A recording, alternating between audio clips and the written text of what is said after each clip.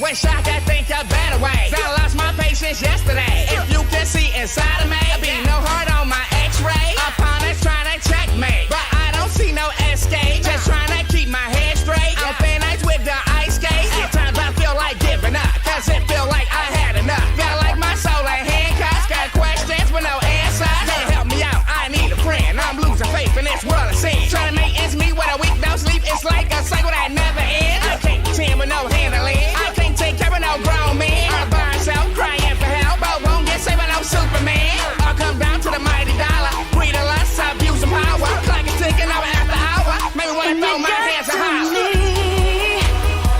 When you stake your love, but you run away, what could you be on? Now you're not around, but I hope you see. Gotta be full on. It is up to me.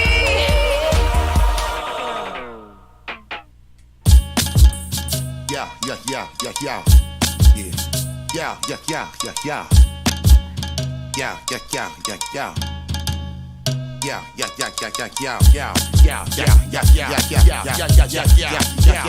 Yeah. Straight bang up your head shit with phenomenal swing like the ass on a black chick. Fat dick to all of y'all niggas with whack clicks. Authentic with paper like a classic low budget black flick. Last Vic that I caught was fucking my last chick. She hit me off, nearly made me bust through my plastic. They took the loot that she had stashed in a panty elastic. She got from out my denim, little venom was fast kid. Tried to swindle a nigga by giving me poo-tang. A new thing. Chick wanted to fuck me the Wu-Tang. Dog chick started criticizing my new slang. Started hitting the pussy, the song from the Wu-Sang. Watch these rap niggas get all inside your guts, man.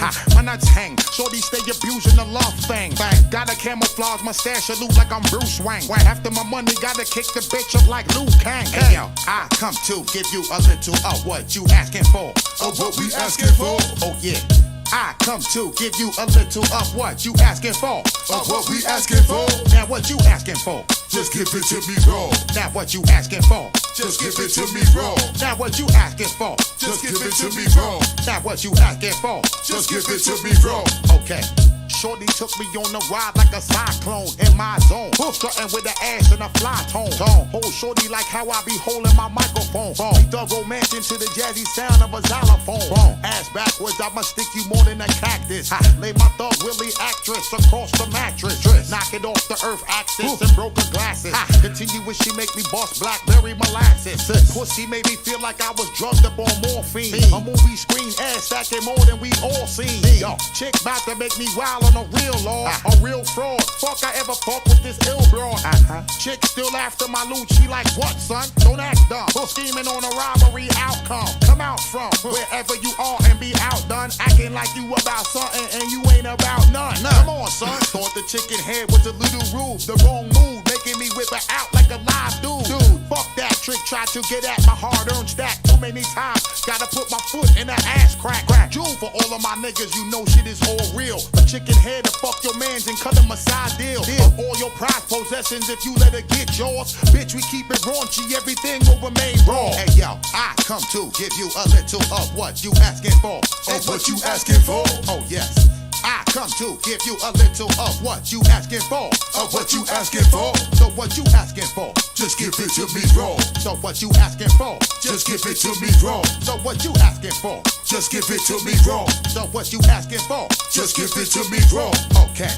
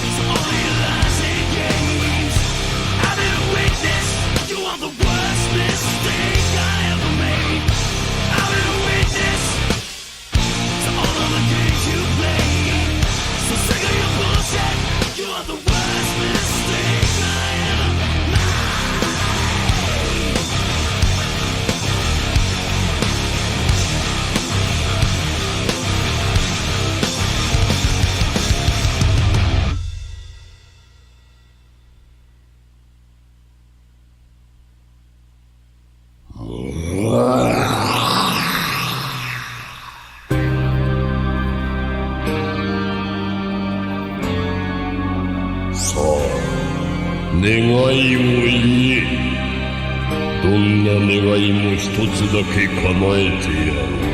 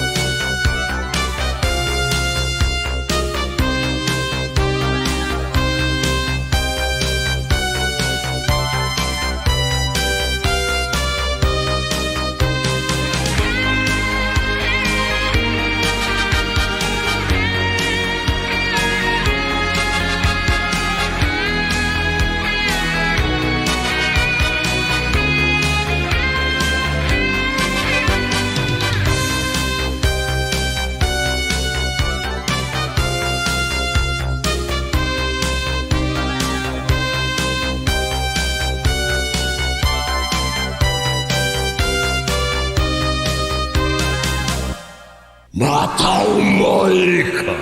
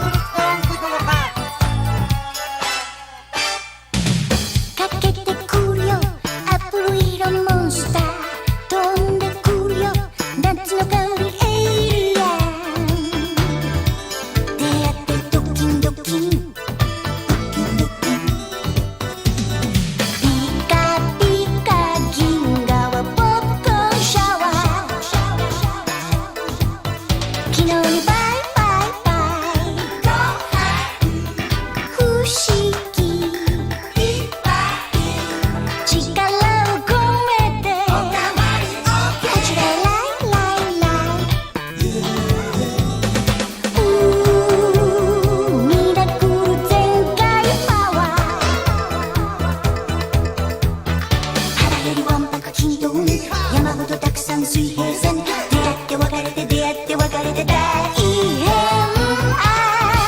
もう神様もつらいよねごめん満腹全開パワー出てこいとびきり全開パワー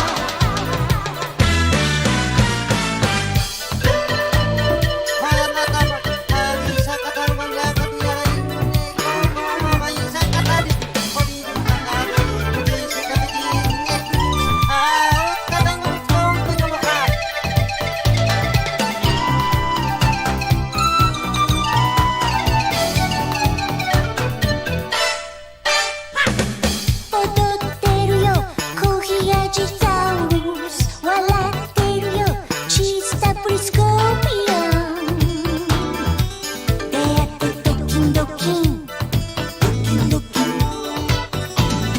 プルプル宇宙はタイムマシンチェリー昨日にバイバイバイ不思議力を込めておかわり OK こちらへライライライミラクル全開パワー辛口まろやかカメハメハなるへそ楽々無人島出会って別れて出会って別れて大変もう閻魔様泣かないで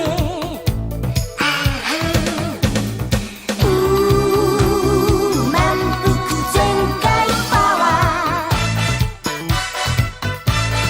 出てこいとびきり全開パワ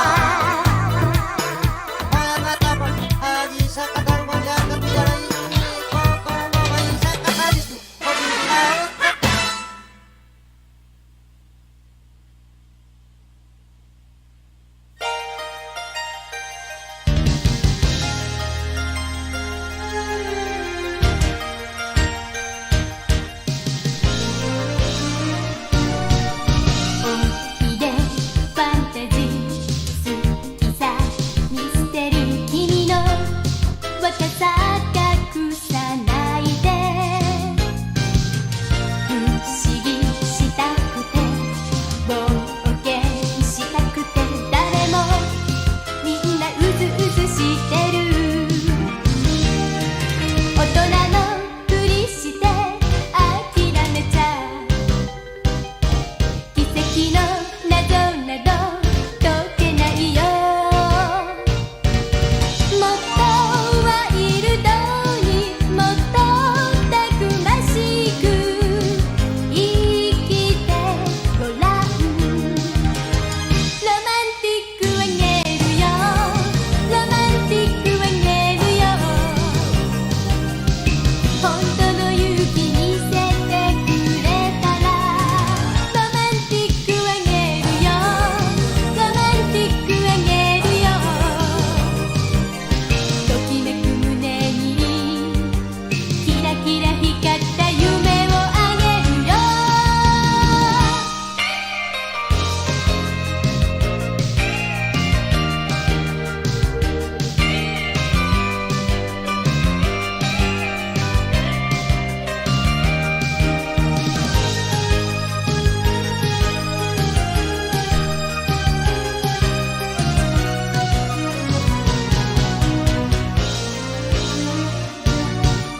いつかワンダフルきっとビューティフル人のジャングル迷い込んで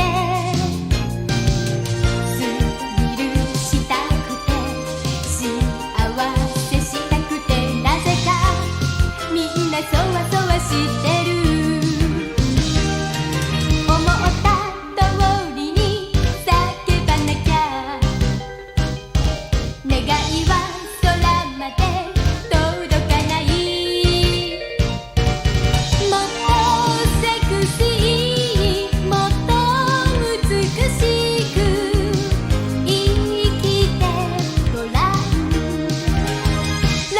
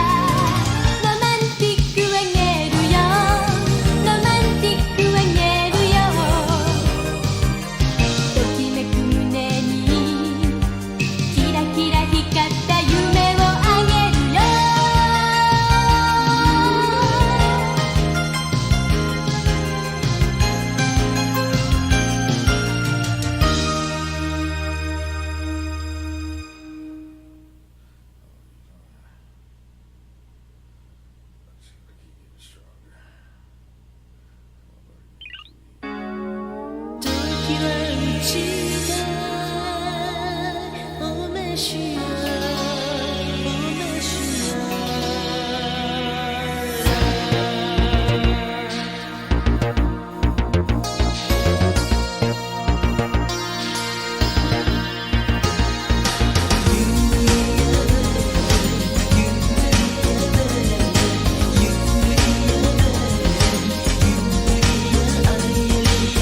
底なしの恐怖を引き連れ迫り来る邪悪な魂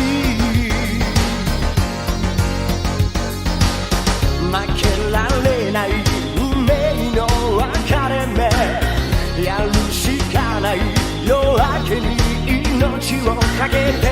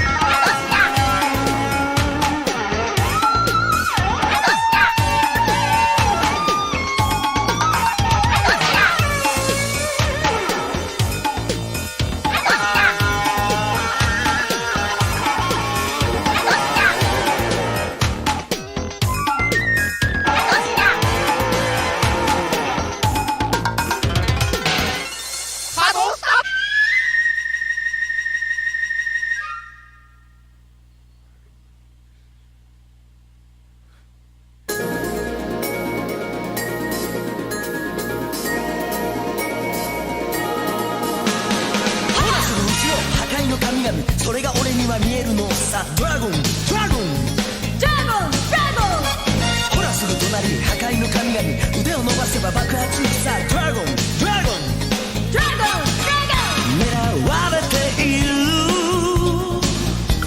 闇に包まれてでも今誰も立ち向かえる元気が危ない逆立ちして支えよう小さな力みんなで集めて届けよう丸ごと全部助けてほしい丸ごと全部信じているさすべての夢をほらすぐ目の前破壊の神々それが俺には感じるのさ。ドラゴンドラゴンドラゴンドラゴンほらすぐ近くに破壊の神々腕を伸ばせば爆発さ。ドラゴンドラゴンドラゴンドラゴン震えてる空君がいてよかったでも今ピンチ気づかないうちに現れてしまうように逆立ちして支えよう小さな緑みんなで集めて届けよ丸ごと全部フル回転丸ごと全部戦えるよねみんなの夢でほらその後ろ破壊の神々それが俺には見えるのさ。ドラゴンドラゴンドラゴンドラゴン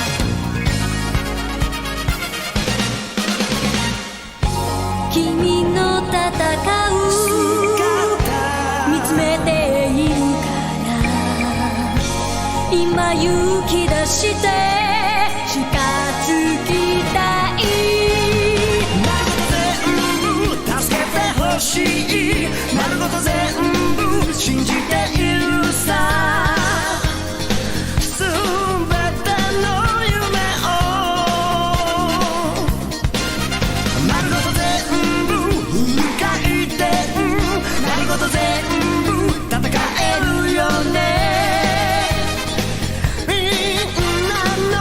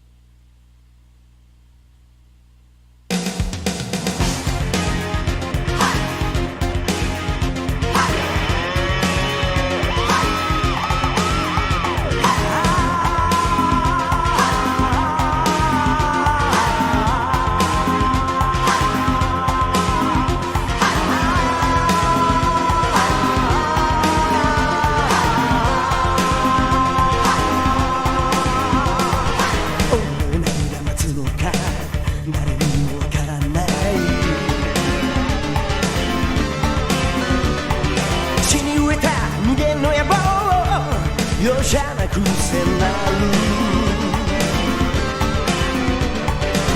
目の前のすべてに立ち向かう俺たちの時代へ俺怒りその力俺限界その極限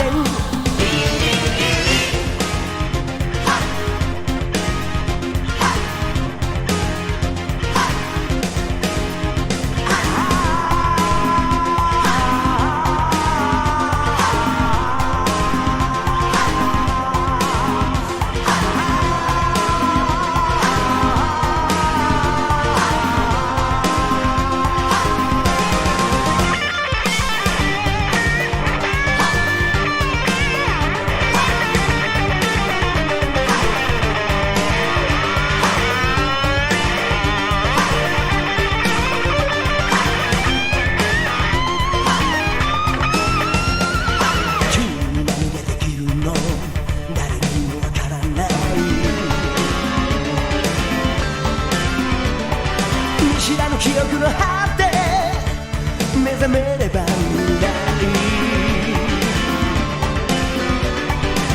手を握る光の空を行く俺たちの世界へ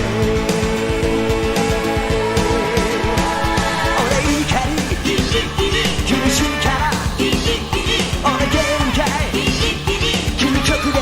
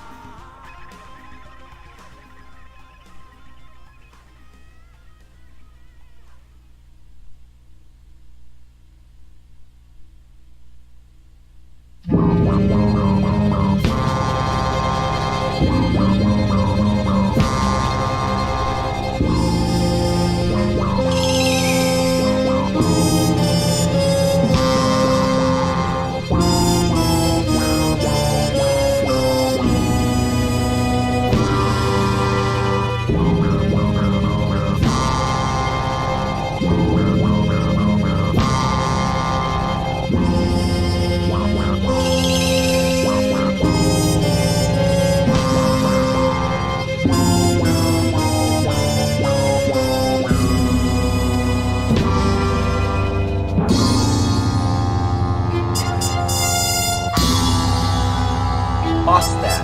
We could be facing, over the course of this next year, a 40% drop in our economy, something that we've never faced before. If you go back and you watch some old news and you watch some old reels on what happened to England when they lost the pound standard, basically the federal government stopped making any payments to its employees.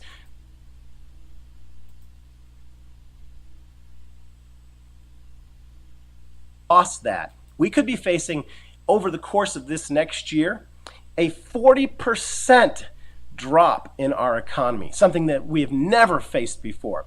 If you go back and you watch some old news and you watch some old reels on what happened to England when they lost the pound standard, basically the federal government stopped making any payments to its employees.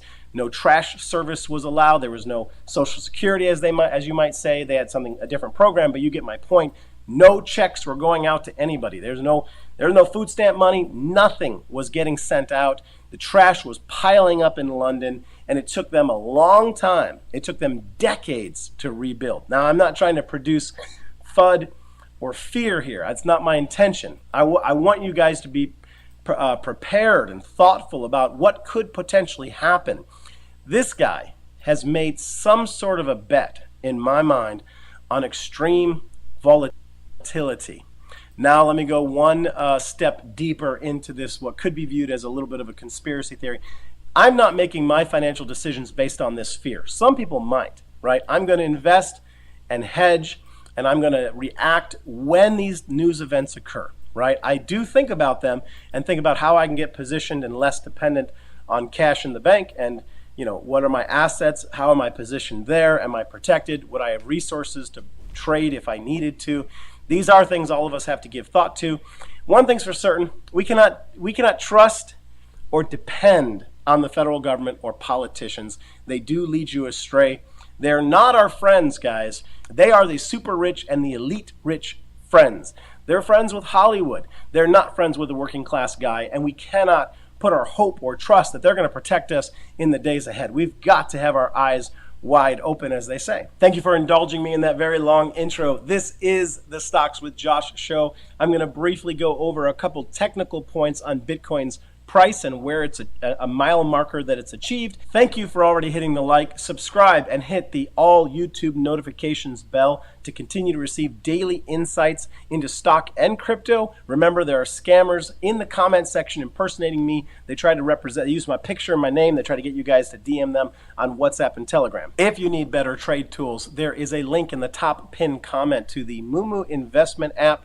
They are currently offering up to 17 free stock for opening and funding an account. This is an exclusive and limited time offer. Go click on the offer and check it out for all the details. I love Moomoo. I use it every single day. All right, guys, here's the bottom line. Bitcoin is up 30% in a very short amount of time. I want to point out to you guys that I pointed that out just a couple months ago. I said that when Bitcoin begins to move, it's not going to vacillate by $500 or $1,000. Bitcoin, if you have tracked its daily movement potential, Bitcoin can move very easily $3,000 to $10,000 in a given day, very, very easily. So you need to be mentally prepared, even though you've watched it slowly suffer and vacillate between 28 down to 20, down to 15.5. You've got to get it out of your mind that it's going to move up at the exact same pace that it's been moving down or moving sideways. It isn't. We've seen that just with this 30% move in such a short amount of time. Now, here's the other big thing that I've actually prepared you guys. People who've been on this page for over a year have seen me talk about the 200-week moving average. And it's quite clear in the past that Bitcoin has significantly minded this 200-week moving average. Now, we have finally come back and broken over it. That's huge. If you go back in the previous cycles, whenever that's happened, it's been a clear sign that the move forward and up had begun. Now, where is it going to go in the next couple of days? I think we are going to see an enormous amount of resistance at 28,800. So in the short run, I could easily seeing it that number. At some point, if it hits that number, I think it's very likely that we're going to back test 26,000 before moving back up. Ultimately, I have already said again on this show that there is a reason why Bitcoin would move up to 32K. And you know what? That's incredible. That would be a 100% increase practically from its low that we've seen in the last 6 months. 32K was a very significant level for Bitcoin in the past. And one of my past videos, I said that by March of 2024, so quite a ways ahead of us, that's the next halving event, that we would see Bitcoin go all the way back up to at least 48K. And after March 2024, we would likely see a sell-off back down to 32K. So right now, if my theory of price action for Bitcoin is going to prove to be true, I believe that there's a very strong pattern or case for why it would move up to 32K right now, hitting that trend line again and reestablishing its significance as a price point moving forward. So this move that we're in right now, we got some people calling it up to 1 million. I can't conceive of that. It does not seem possible to me. It does potentially point to the idea of Bitcoin, of why Bitcoin exists, that it's going to be an alternative to cash. And yes, if a war broke out or if America lost the petrodollar, yes, something like that, we could begin to see something like that. But for all practical purposes, if those events do not occur in the next 3 months, it does not seem possible to me. But I'm calling it up at least to 32K as a high. Now, we are going to see a back test to 26. I think that's about as low as it's going to get. We might see that right now and then move up from here. Or we might see it move up to that 28.8 and then back test 26 and then move up from there, ultimately breaking through the 28.8, hitting 32. I hope that you guys enjoy these predictions. I enjoy giving them to you. I think it's going to be fascinating to see how all of this works out. My predictions aren't crazy. I'm not calling for $100,000 or $1 million Bitcoin. I'm just looking at the charts and looking at price trends and price history. But either way, it's an exciting moment. I'm going to give a warning. I think I've alluded to it in this video.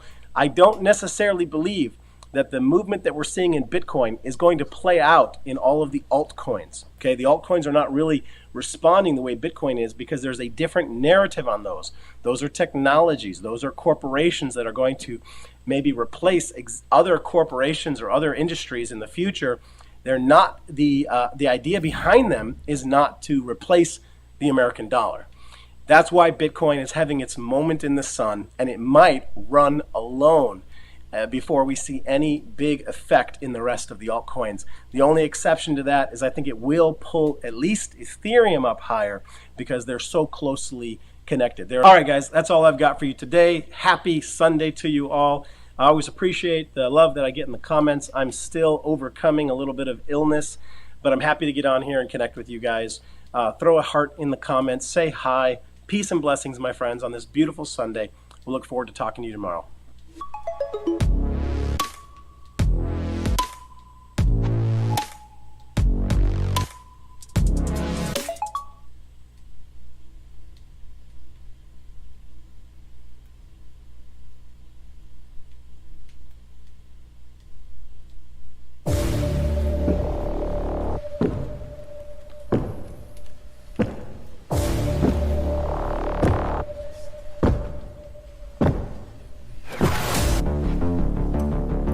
Орден дружбы Китайской Народной Республики.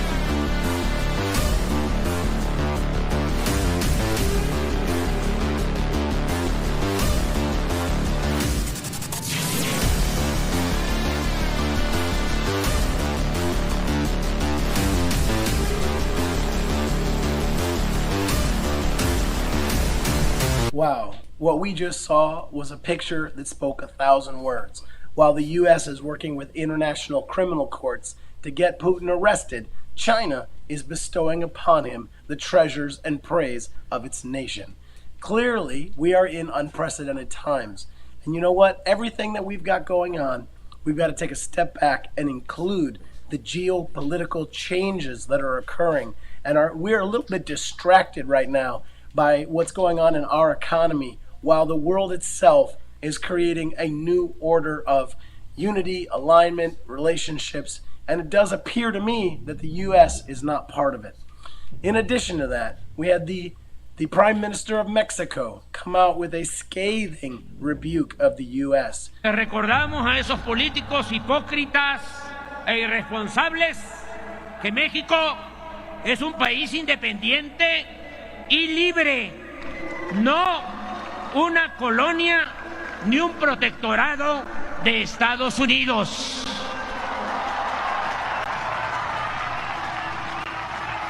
Y que podrán amenazarnos con cometer cualquier atropello, pero jamás, jamás permitiremos que violen nuestra soberanía y pisoteen la dignidad de nuestra patria. Denouncing alignment with the United States. Guys, you cannot imagine how significant of a trade partner Canada and Mexico are.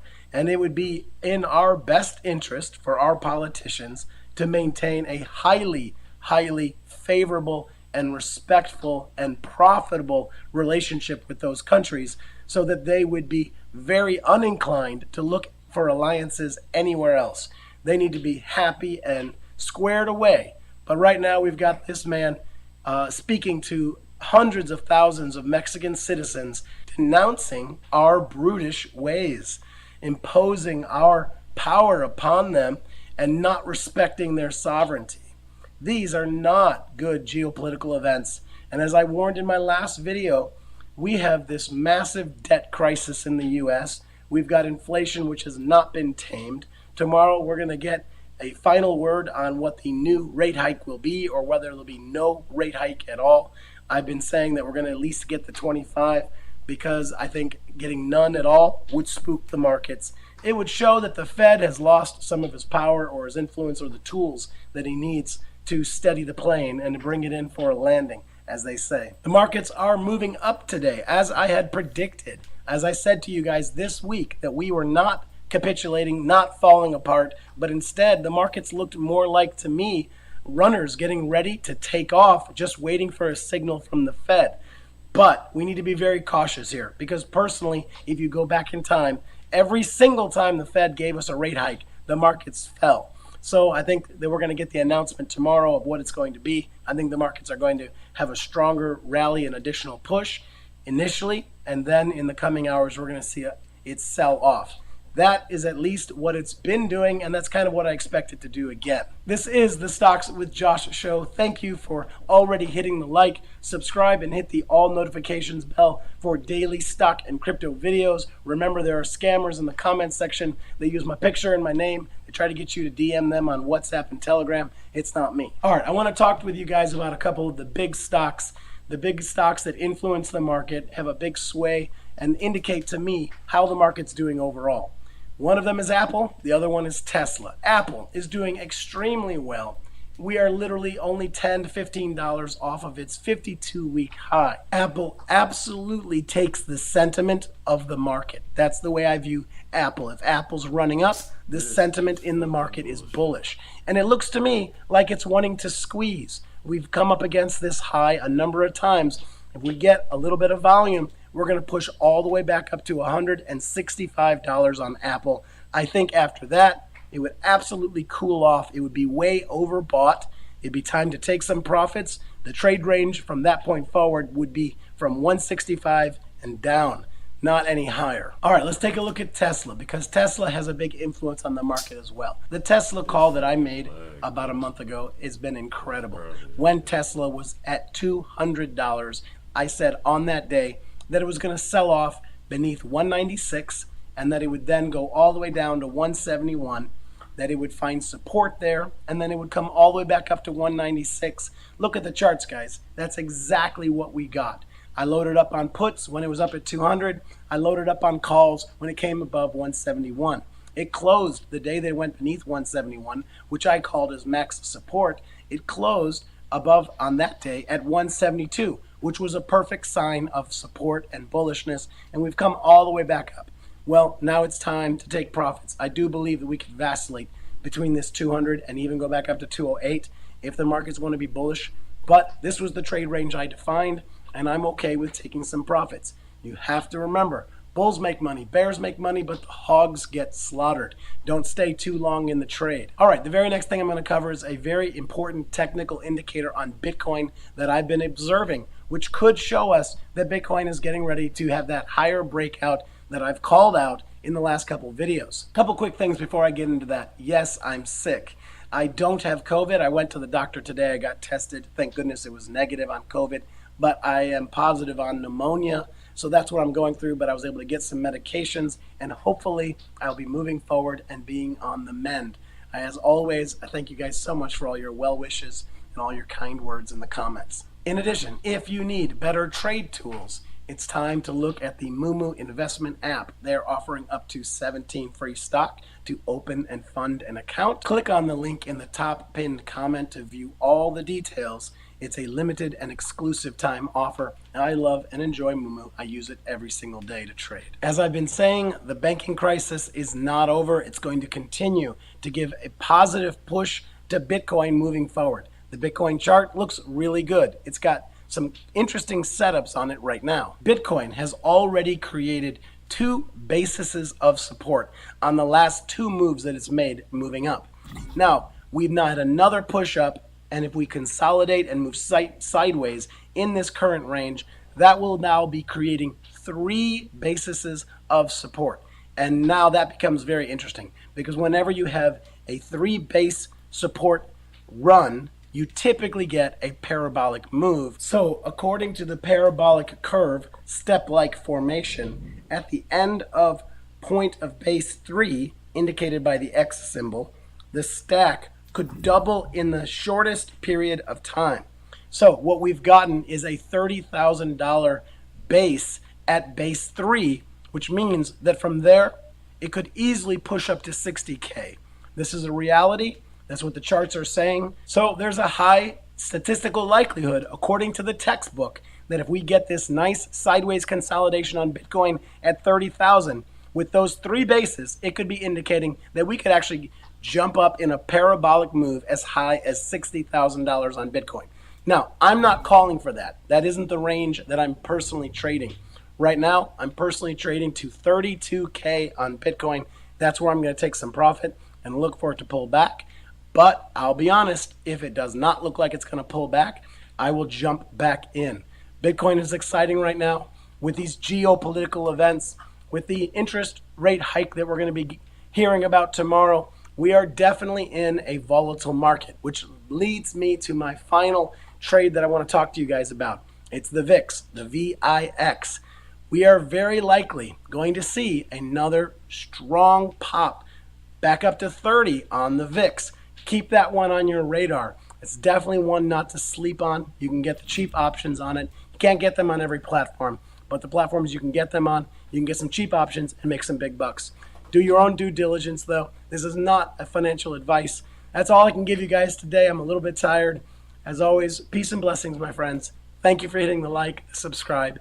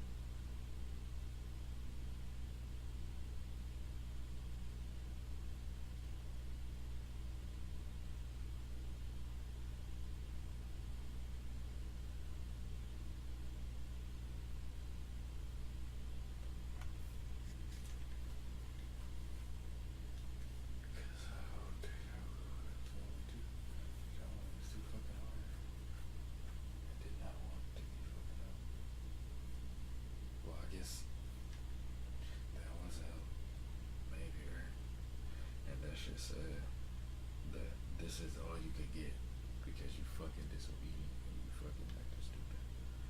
Like, and you do not want to learn no shit. And you do not want to listen. You fucking hard headed. So your ass gotta die. And that shit is sad.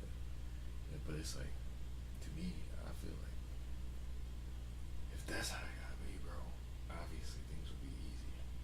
Because you're not gonna be out there saying that bullshit that's gonna confuse motherfuckers and get their ass killed with you, and that's not cool.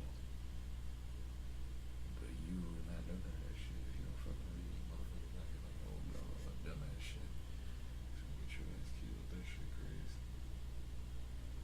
But hey, they gonna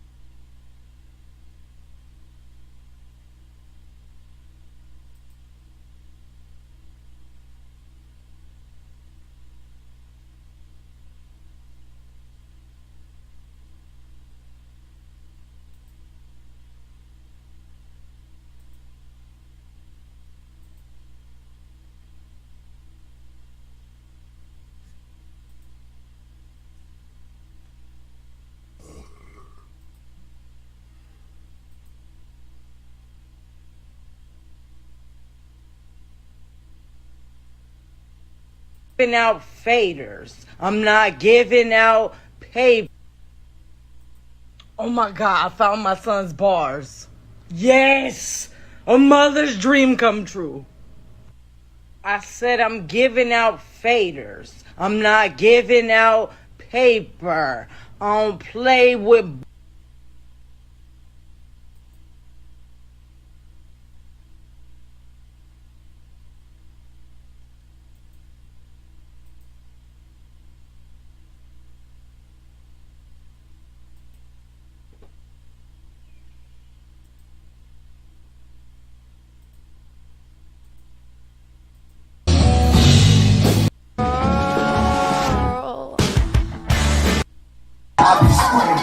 With lots of mops and shots for lots and scouts to rob the streets and let me block this in the house. Come on!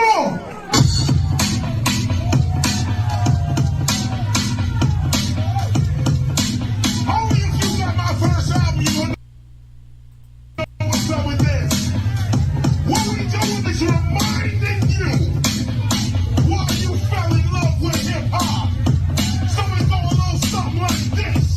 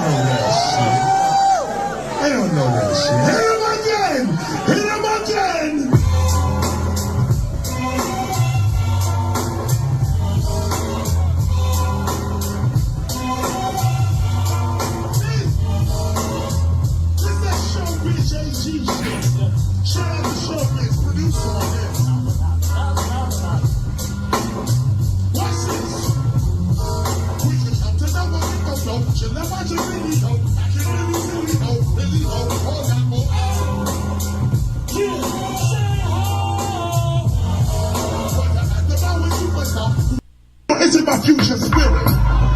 Who's giving me the lyric? I told you you're mine. I'm gonna clear it because this is a brand new angle. Your future self is your guardian angel. Come on, give it to her. That's why I don't know about that beat. I want something a little more street. I want them to move their hips and move their feet. But I like the Nyabingi. This shit comes through and it really brings me to where I really gotta go. One more time, if you can hear me, somebody say, yeah.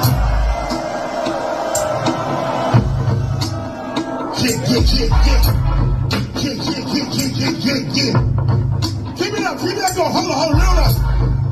Keep it down real low. Before you change the beat, let me finish the flow. Or when I say finish the flow, follow life's outcome willingly, yo. That went over there.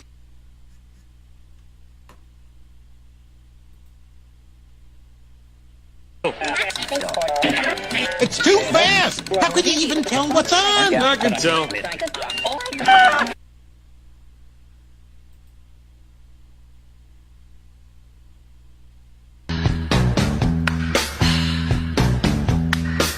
What's your name? Who's your daddy?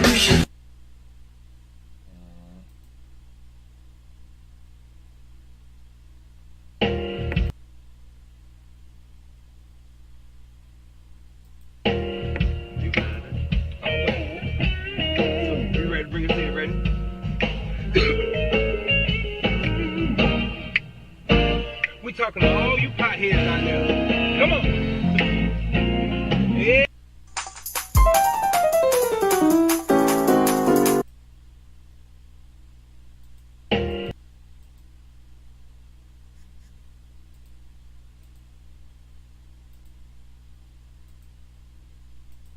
You ready to bring us in, ready?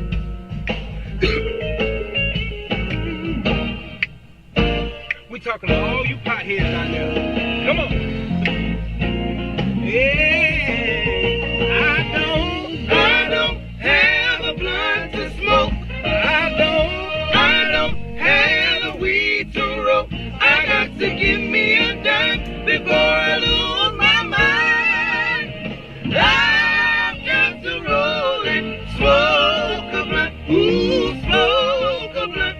Listen to this, y'all. So trade, sold me some weed. Yeah. There won't be no rage around here. And whosoever call upon the plug, hey, shall be higher than a motherfucker. So I call the plug up anyway. Cause it's Friday and I just got paid. Then I pulled up at the crib and I forgot about my blunt. So I ain't got no rap to roll. Oh, said I don't have a blunt to smoke. Said I don't have a weed to roll. I got to give me a dime before I lose my mind. Yeah. You got it.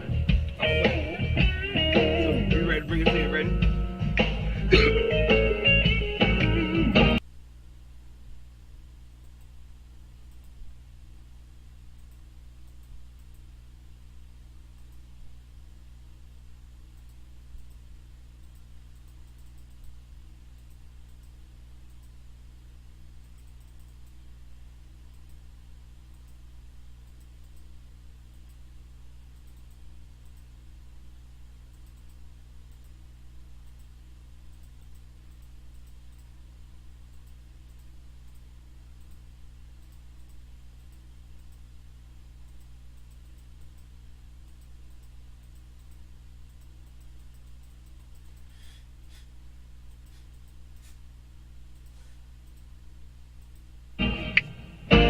We talking.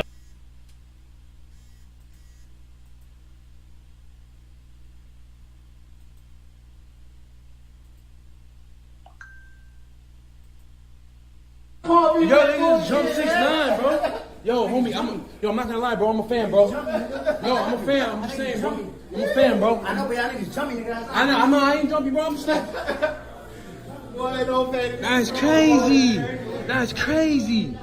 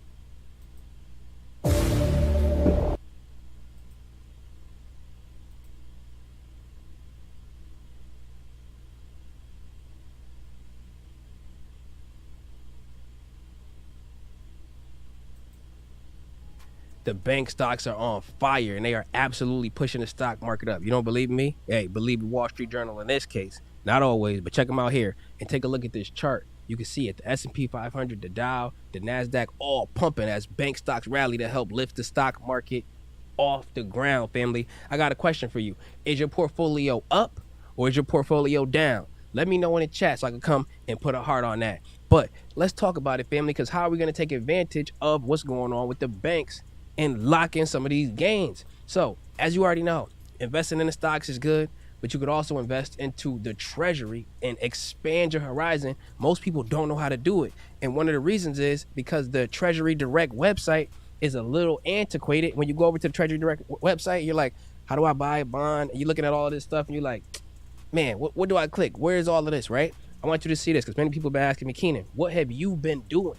What have you been doing in terms of getting into treasuries, for example? So take a look at this.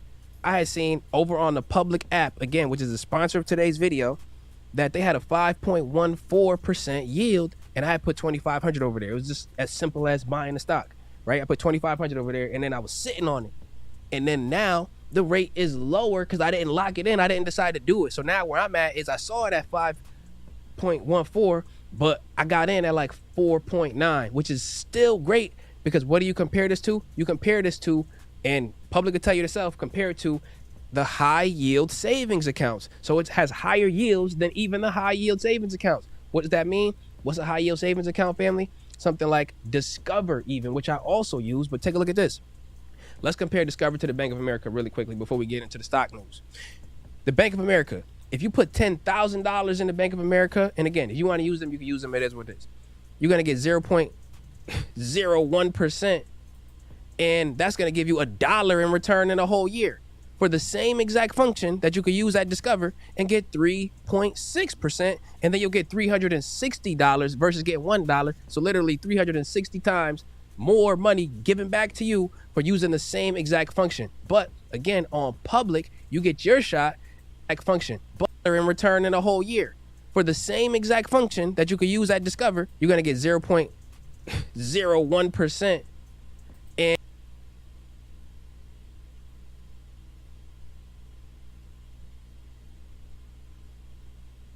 and that's going to give you $1 in return in a whole year for the same exact function that you could use at Discover and get 3.6%, and then you'll get $360 versus get $1. So literally 360 times more money given back to you for using the same exact function. But again, on Public, you get your shot up to 4.7% now on getting in on that yield. And again, treasuries are the closest thing to a guaranteed return that you could get because basically you're lending money out to the government. And then what they do is they get to print as much money as they want. So they say, we got you. Don't even worry about this, right? You can think of it like that. And I was this close to being able to lock in at 5.14%, but then I got in at 4.9. So it is what it is. But I locked it in before it was too late. So you can go ahead and get yours today. Use the link in the top comment. That's Public, and I'll see you over there, family. But we got to talk about what's going on with the banks again. We're going to look at ticker symbol FRC. This is First Republic Bank. Again, I'm not saying buy First Republic Bank. Let's be clear with my notepad at. Bop, bop. Listen, I'm not saying go and buy this. We got to see what's going on with it. So this has been one of the most volatile stocks in this entire month, family. Let's keep in mind, just early March, this stock was already in the 120 range. So it might be up 29% today. But family, let me tell you something. In a year, it's down 90%. It's down 90%. It was 150. But again, a lot of the banks are bailing each other out and doing all of these things in the background that's making this one kind of rally more. So let's see. And let's see one of the reasons what's going on. The Fed, the Federal Reserve, people have been raising interest rates. It says, according to Reuters, that the First Republic leads the surge in bank stocks as Feds come into focus. So the Fed, they're going to have their meeting tomorrow. Like they had a meeting today, but they're going to have another meeting tomorrow and tell us what the rate hikes are going to be. You got to understand rate hikes. It's so important with money in the economy. Mortgage rates, car loans, credit cards, high interest savings accounts, many different things. How we operate with money involves in ideas and basically policies that the Fed put in place. And they're going to tell us what the next one is basically tomorrow on the 22nd. So you got to make sure you're paying attention to that. Now, this one is particularly important because there are two sides of this coin. For a long time, people thought the Fed might just keep raising the rates. Is it going to be 25 basis points? Is it going to be 50, aka half of a percentage point? Is it going to be 3/4 of a percentage point, aka 75 basis points? People have been wondering about this and thinking to themselves, yo, hold up. Are the Fed actually going to pivot this time, or actually freeze and pause, what they would call it, and not do a interest rate hike and hold on because of what's going on with the banks? Because what's going on with the banks, family, that's actually important. So let's get into the details, right? Let's take a look at this. And these are some of the headlines. I want you to just see the top stories. It says the Fed is likely to hike rates by 1/4 point. This is according to CNBC. But it must also reassure it can contain the banking crisis, because the rate hikes happening at the rate that it's happening has been impacting the banks, some smaller regional banks negatively, and some larger banks. But guess what? The Fed and the Treasury, basically the United States, have been bailing them out, but kind of soft bailing them out. They're calling it, not really bailing them out, even though it's straight up a bailout from the taxpayers' dime. So now they're saying that uncertainty reigns in as the Fed considered interest rates. They got to see, do we continuously hurt the banks, the big dogs who always win, or by raising the rates, or do we just keep adding to the inflation problem again and raise it or decrease it or stop right now so we can stop the banks from getting hurt, fam? So this is where we are, right? Between a rock and a hard place, or at least this is where they want you to believe they are. So now let's see. And again, they already know what they're going to do. The current Fed fund rate at the top end is 4.75. 1 year ago, it was 0.5, family. So if the bank was getting this kind of interest rate, then you might get a 2% interest rate on your mortgage, right? You might get a low percent because they're getting a crazy low percent. So then they're going to extend that to you. But now that they're getting 4.75, oh, you might get 6.75 for your mortgage, for your 30-year fixed mortgage. So then you got to be considerate of what's going on with this, because this is slowing the money down. They're calling it quantitative tightening. Okay, look, we not going to be printing money like that. We actually trying to slow it up. So that's what the Fed is telling us. So let's look at this.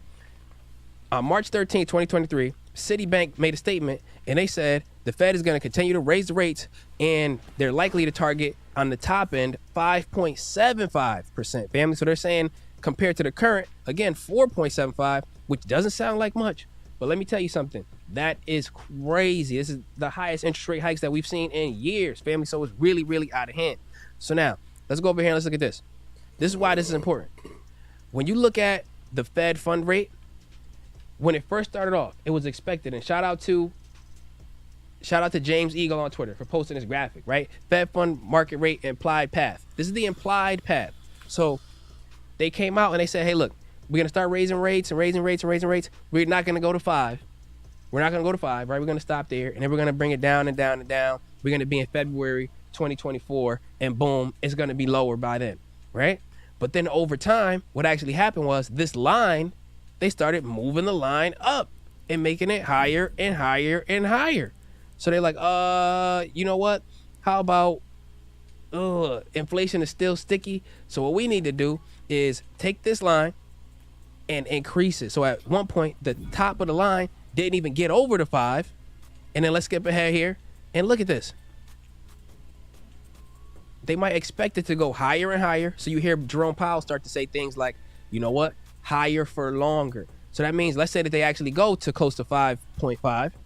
Then that means they're not just going to drop it all the way down back to 0.5 like they did, like we saw before last year. They're not going to ever do that. So what they're going to do likely is, oh, we're at 5.5. We're going to bring it down to 5.4, maybe 5, maybe 4. But it'll go slowly, but it'll take time because now it's so high, you can't just cut it like that, family. That'll increase the likelihood that inflation sticks.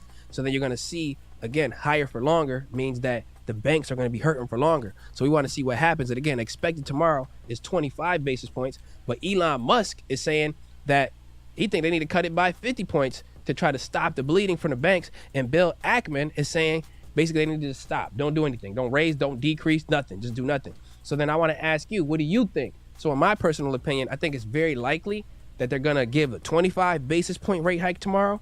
But it's also likely not like what Elon is saying what they need to do, right? You know how Elon can be a little over the top sometimes. But if they did it, I think that would be really, really interesting to see. But I don't think they will. What do you think? Do you think they're going to pause and do nothing? Or do you think they're going to give 25 basis points? I currently think it's going to be 25 basis points. And how is the market likely to react to that? That's likely to be expected. And I think it's already priced into the market, but I think it will give us some volatility in the morning, but then kind of taper off later on in the day. So now, do you think it's going to be 50, 25, no change? I think the second opportunity or second possibility is no change. So first opportunity is 25, second one is no change, and I couldn't see anything outside of that, right? So do you think they're going to cut it? Because some people think they're going to cut it. I personally don't. But if they do, what are they telling us if they cut the rates? That the banks and saving the banks is more important than stopping inflation. And that would be a huge statement. That would be a huge statement. So now, speaking of that, we already know that banks is getting mad support. Silicon Valley Bank loans to insiders tripled to $219 million before it failed. So we already know what's going on. We already know that the banks got, the government got their back and everything like that. So what I want you to do is just make sure that you paying attention to this stuff, because there's a lot of naysayers, a lot of people on the internet, a lot of people all over the place telling you, hey man, look, just DCA, don't worry about what's going on. DCA, right?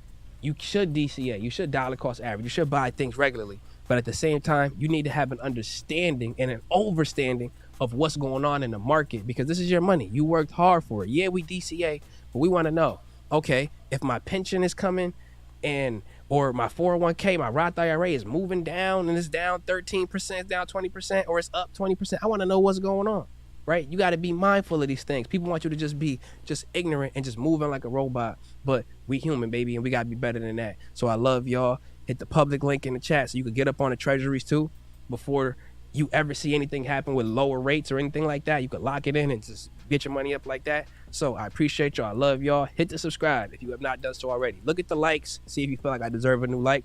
If I don't, I don't. If I do, I do. It's up to you. I love y'all, and I'll see you in the next one. Take care.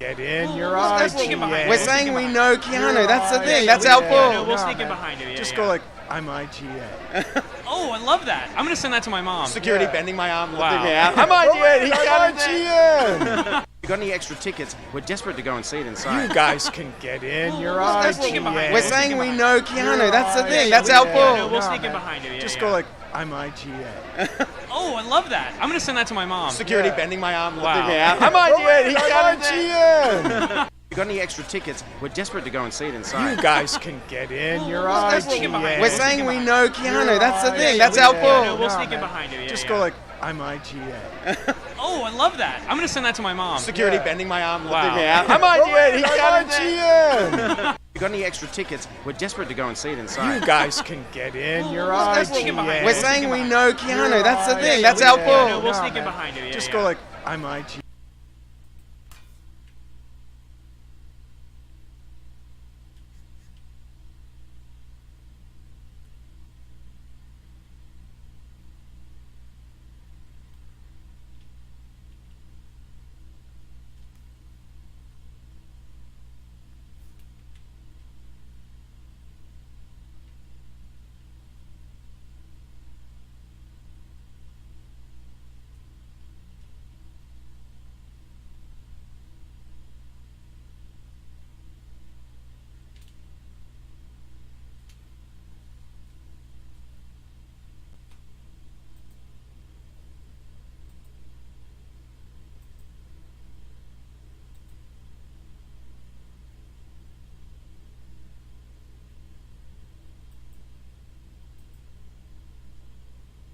Yeah, bro, just let me know what time y'all gonna go, because I've been wanting to go there for a minute, so I just didn't feel like going by myself, you know? Alright, bet, I got you. Yeah, that's no problem. Okay, bet. Alright. Alright, bet. I'm gonna just text you. Alright, bet. So I'll just shower and then, Okay, yeah, just cool. text me or call me, like, I guess whenever y'all about to head over there. Hey, bro, but you texted me late last night. You don't think you need a nap or nothing? Nah, if I take a nap right now, I'm gonna crash out just because I only got an hour of sleep. An hour? Probably like 40 minutes for real. Oh, no.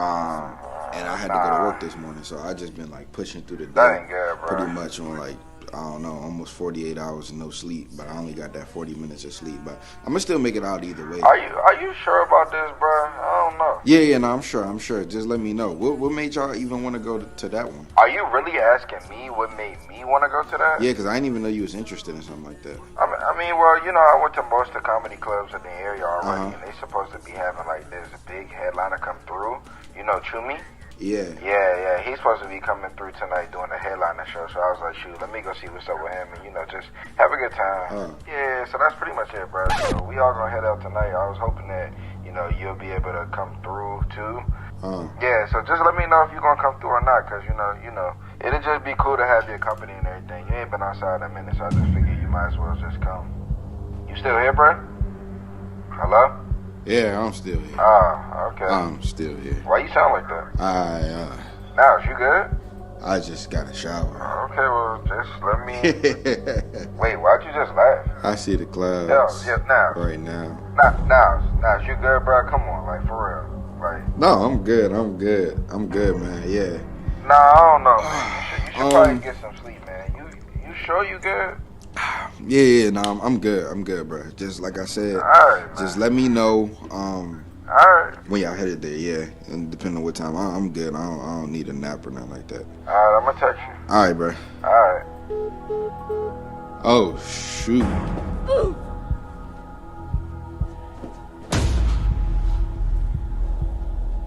I can't see.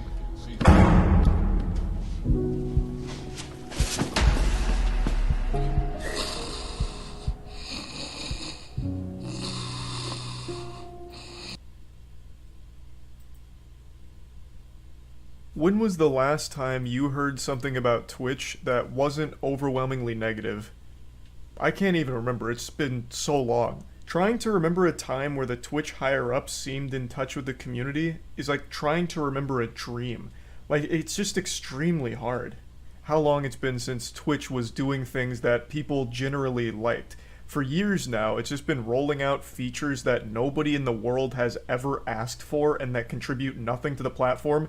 Anyone remember just a couple months back when they had their version of Super Chats, where they would take a paid message and then put it underneath the stream where nobody in the world could see it. So you were actually just throwing money into the void, just flushing it down your toilet, basically. God rest the soul of Elevated Chat. I'm sure all 3 people who ever used that feature are still distraught and mourning the loss of such an incredible monetization tool. Like, it is so misguided.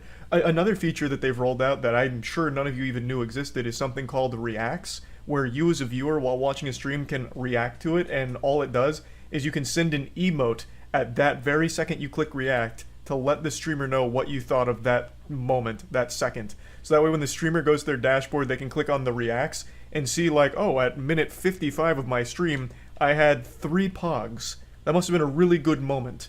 Like, it's fucking worthless features. It is nothing but horrible decisions from this company.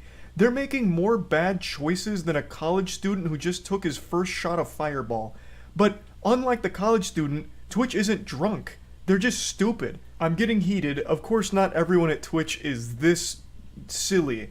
Like, not everyone's going wacko mode with these ideas. There are real people at Twitch that understand the platform, but they don't have the same power that the higher-ups do that are rolling out these awful decisions.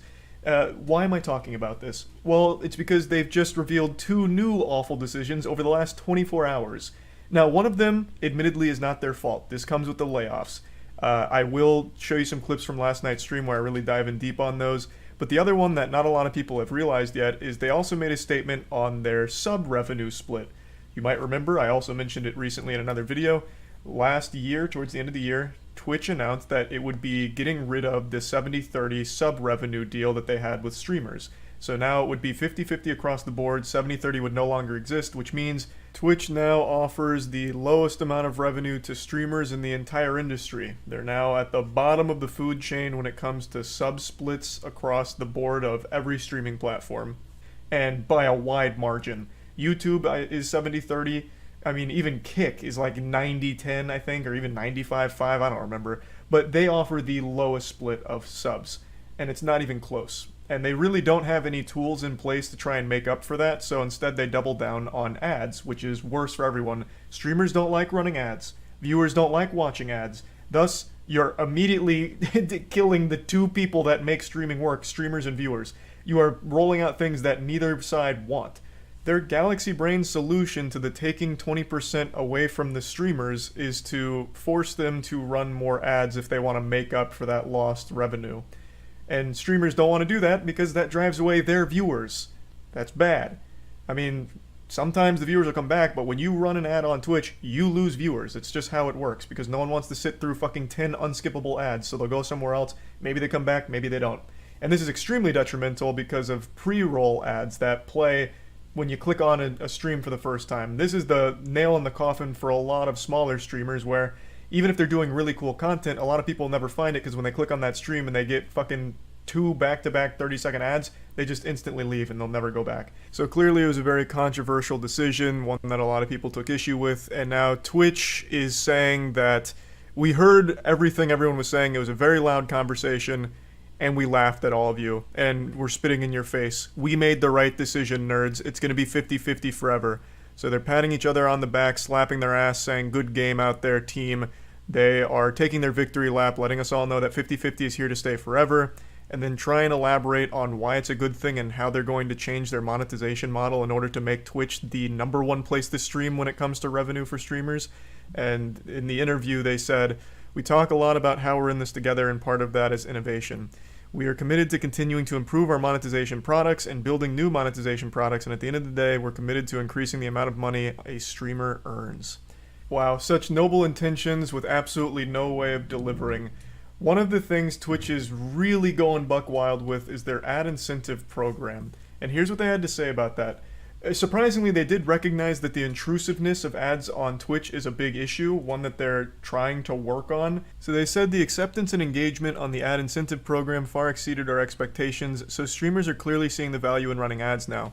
I like how they're saying that like a mark of pride. Streamers aren't happy about that, by the way. It's just that's their only option. In fact, if you go on Twitter and spend even just a couple of seconds typing in the Twitch ad incentive program, you'll see a lot of people outraged at it because a lot of the asks are huge for the ad incentive program, up to like fucking 7 minutes worth of ads. I've seen them. Like, for example, Caleb, Just Joel, streams often. He's shown me his ad incentive program.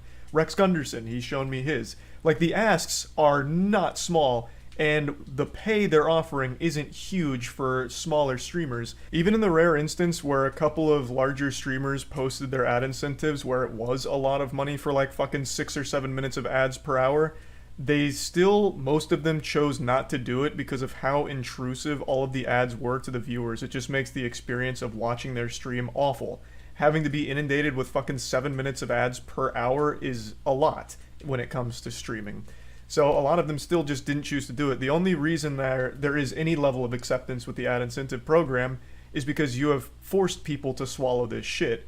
Since there's now no longer a 70-30 deal or anything like that, the amount of sub revenue you can generate is significantly less. In fact, you'd probably make more money buying and reselling eggs right now than you would trying to rely on sub money on Twitch. Now going forward, Minton acknowledged the state of ads on the platform isn't perfect yet, and the company has taken steps to reduce their intrusiveness through static, in-player ads, and disabling pre-roll ads if creators display at least 3 minutes of ads per hour.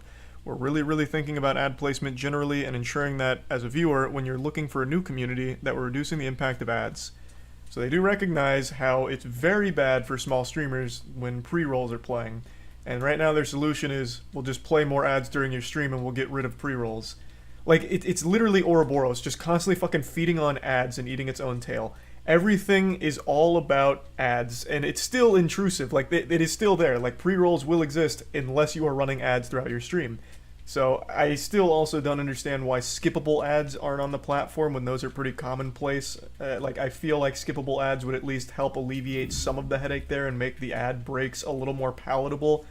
But still, another thing that they mention is like all of their innovative tools they're working on to help creators monetize their content. They don't really shine a bright light on what all of those new innovations are looking like, though I do imagine one of them they're talking about, because they do briefly mention like sponsorship opportunities through streaming on Twitch, and I think what they're talking about there is like something similar to the bounty board. Bounty board is something that's existed on Twitch for quite a few years now. Basically, companies will pay Twitch to have streamers of X amount of viewers stream their product for however many hours, and Twitch will give a portion of that money that the brand is paid to the streamer. I mean, in theory, like, the concept is actually pretty solid, right? If Twitch is going to facilitate brand deals like that and just put it right on your dashboard, that's a pretty decent idea. But most people have woken up to the fact that the deal is shit. Twitch is taking the lion's share of that brand deal, and the streamer is getting very little comparatively to what they would get if they just chased down the same deal themselves or with like an agency or something. Like, if you're going to do a stream deal through Twitch, you're better off just clicking on the bounty board to see who's looking for streamers and then reach out to the company yourself, or have your manager or whatever agency you're with reach out to them for you and let them know you're interested, because you'll get a much better rate that way. Because Twitch is taking almost all of it. Like, I don't know many people that still use the bounty board, because most people have realized this now. It is paying significantly less than had you just gotten the deal through any other means. So it's a decent idea in theory if Twitch wasn't taking so much of the brand deal. So I've been ranting about this for a while, but you can see there's a lot of problems that plague Twitch when it comes to streaming on there and trying to make a living off of it, which is why so many streamers are choosing to stream elsewhere. YouTube or Kick really are the two main competitors at the moment that people are switching to or starting with. And it's because you have a much better chance of making a living on those two platforms at the moment. Discoverability on Twitch used to be one of its strongest benefits, but currently Twitch doesn't really have an edge in that category anymore either, mainly because of what I mentioned earlier, pre-rolls. If you're towards the bottom and someone's willing to take a chance on your content, they click on it and they get a pre-roll, they left. They're most likely not going to stick around for that. Whereas if you started on YouTube or Kick, you just fire up your stream and your content's immediately accessible to anyone who might find it.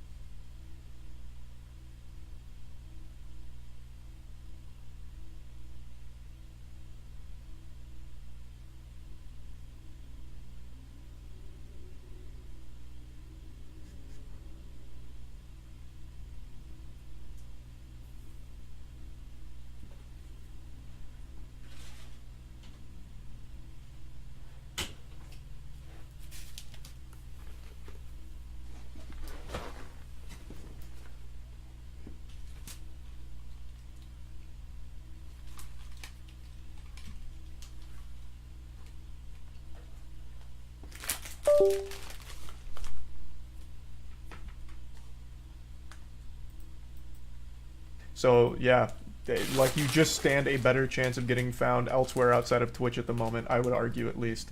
So there's a lot of problems plaguing Twitch right now. They've made it very clear that they're not exactly turning the profit they'd like to be turning, and the decisions they're making to try and be more profitable are only hurting their platform even further. So let's talk about the layoffs now. Twitch laid off 400 employees yesterday, and what's crazy is the employees don't even know who got laid off yet. So the employees are still fucking trembling in fear, wondering if they even have a job anymore. But this isn't a Twitch exclusive problem. I'm sure all of you know, all of the big tech businesses, the tech industry as a whole, experienced a lot of bloat over the last few years because of COVID. They hired a lot of people. Now they're firing a lot of those people because they don't need that many employees and they're not utilizing that many employees. Thus, they're making a lot of cuts. Amazon laid off like 9,000 people yesterday, so of course the 400 laid off at Twitch were a part of that. Yeah, we can talk about the Twitch stuff now. I see a lot of people coming after Twitch for the layoff. They laid off 400 staff members. I think it's very interesting that Dan Clancy, the new CEO of Twitch, is the one to make this announcement as opposed to like a parting gift from Emmett Shear, the previous CEO.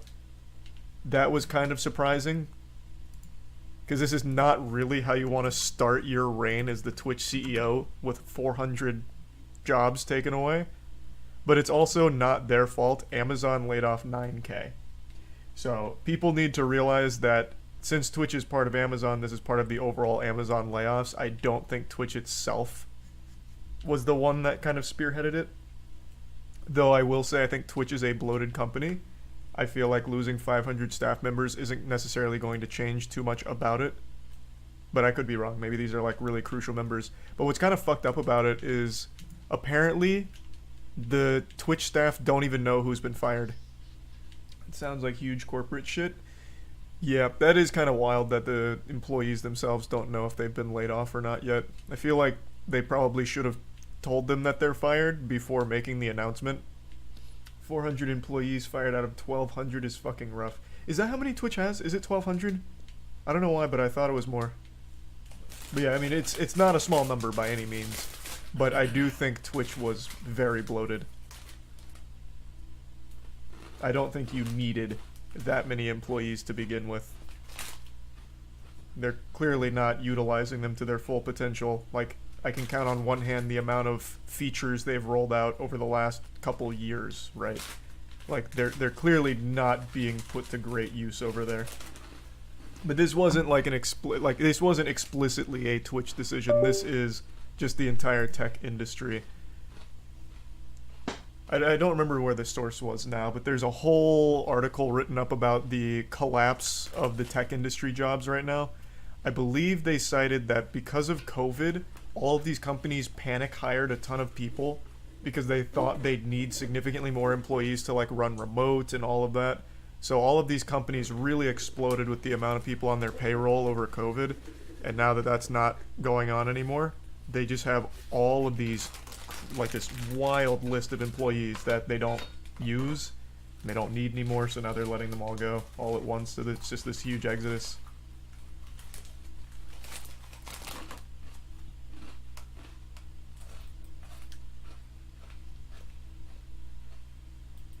Since our ancient ancestors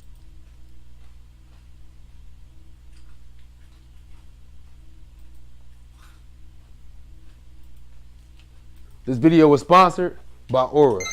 Now anyone can find anything on the internet, including your full legal name, your home address, your personal phone number, your personal email, and your relatives.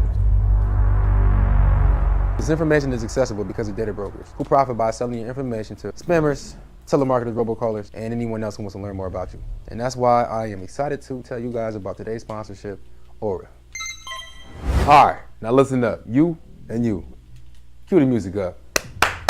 Now listen, Aura will identify data brokers who are exposing your information and automatically submit opt-out requests on your behalf. They'll even opt you out of junk mail and telemarketing lists. Dab me up. Dab me up.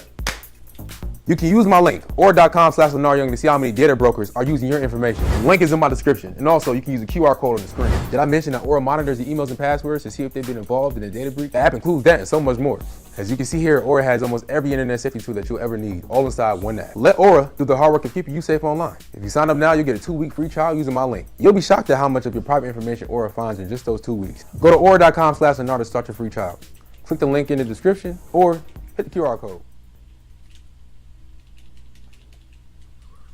Click on the next one.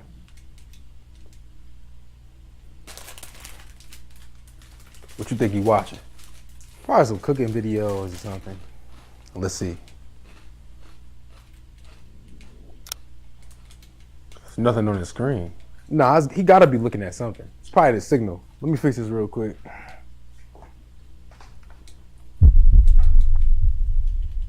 What the fuck? What? Hold on. I gotta be tripping. It just looked like he moved his head towards you when you moved, like as if he was looking at you. No, you tripping. He can't even. There's no way he can see us. There's no possible way he can see us. We can see him though. Wait. Turn to the angle behind him.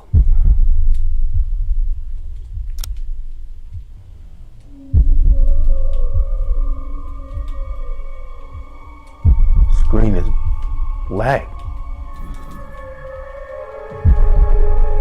Bro, what the fuck is he looking at?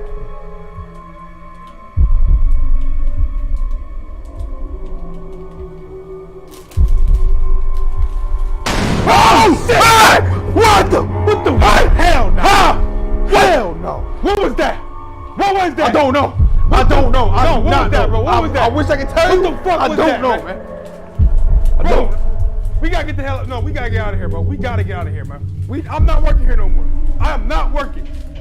I'm not working. Bro, I'm not working here no more. Forget this job, bro. No, here no more. Forget this job. Hold on. Forget this job, man. Hold up. Forget it. What? What? He's not in there no more. He's not there no more. What? He's not in there no more.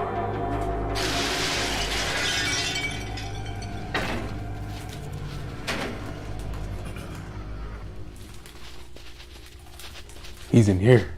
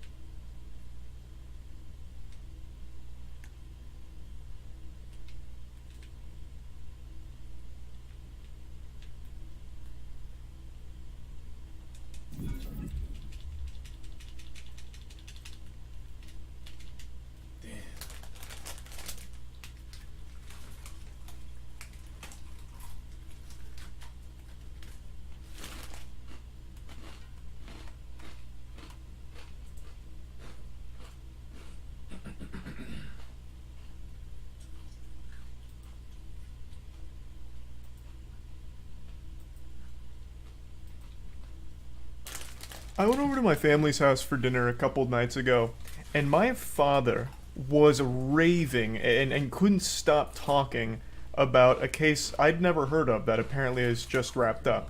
The Alex Murdaugh murder case. And in fact, it extends beyond that. The entire Murdaugh family murders.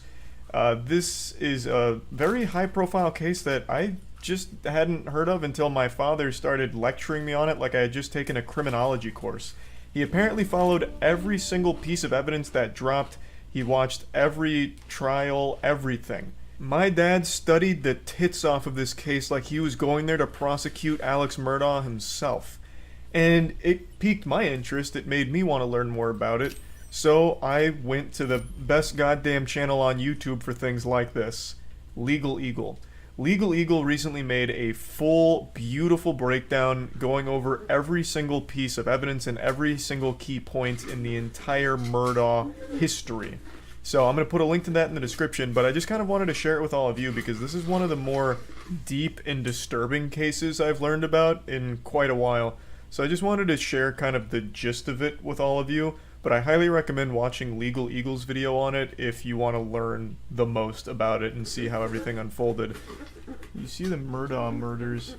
So my dad just told me about that. I didn't know anything about it. And he was apparently embezzling money for a long time, a pathological liar, an oxy addict, and he snapped and killed his son and wife. My dad was telling me all about it, apparently. Or, not apparently, my dad was telling me all about it. Apparently, it was a wild case, and I didn't hear shit about it. Yeah, apparently the prosecutors had a video that the son had recorded that proved that Alex Murdaugh was lying about his whereabouts on the night of the murders. So I guess the story was they were killed at like the dog kennels on their property. Alex Murdaugh claimed that he wasn't there that night at the kennels, and he had like a couple alibis because they had his whole phone record. Apparently he called a ton of people to try and get a couple alibis. And eventually the prosecutors showed a video that his son had recorded literally minutes before he was murdered. His son he killed also got in a boat accident that killed a girl named Mallory Beach, and also was the only witness to his housekeeper dying, and he embezzled her life insurance. Oh, what the fuck? Close. Los Angeles area double murder expert O.J. Simpson predicted that the Alec Murdaugh jury would acquit the Low Country lawyer of double murder. It turns out that Simpson's powers of prognostication don't really work for murders he wasn't directly involved in.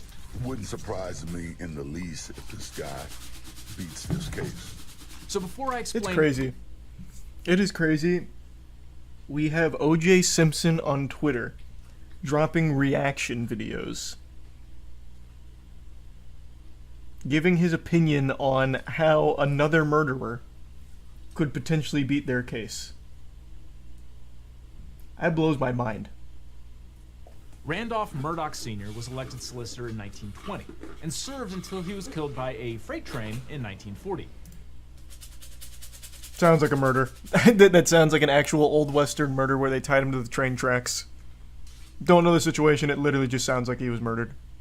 Now, some people suspected that the freight train incident was a suicide because no one could figure out why Randolph's car stalled on the tracks.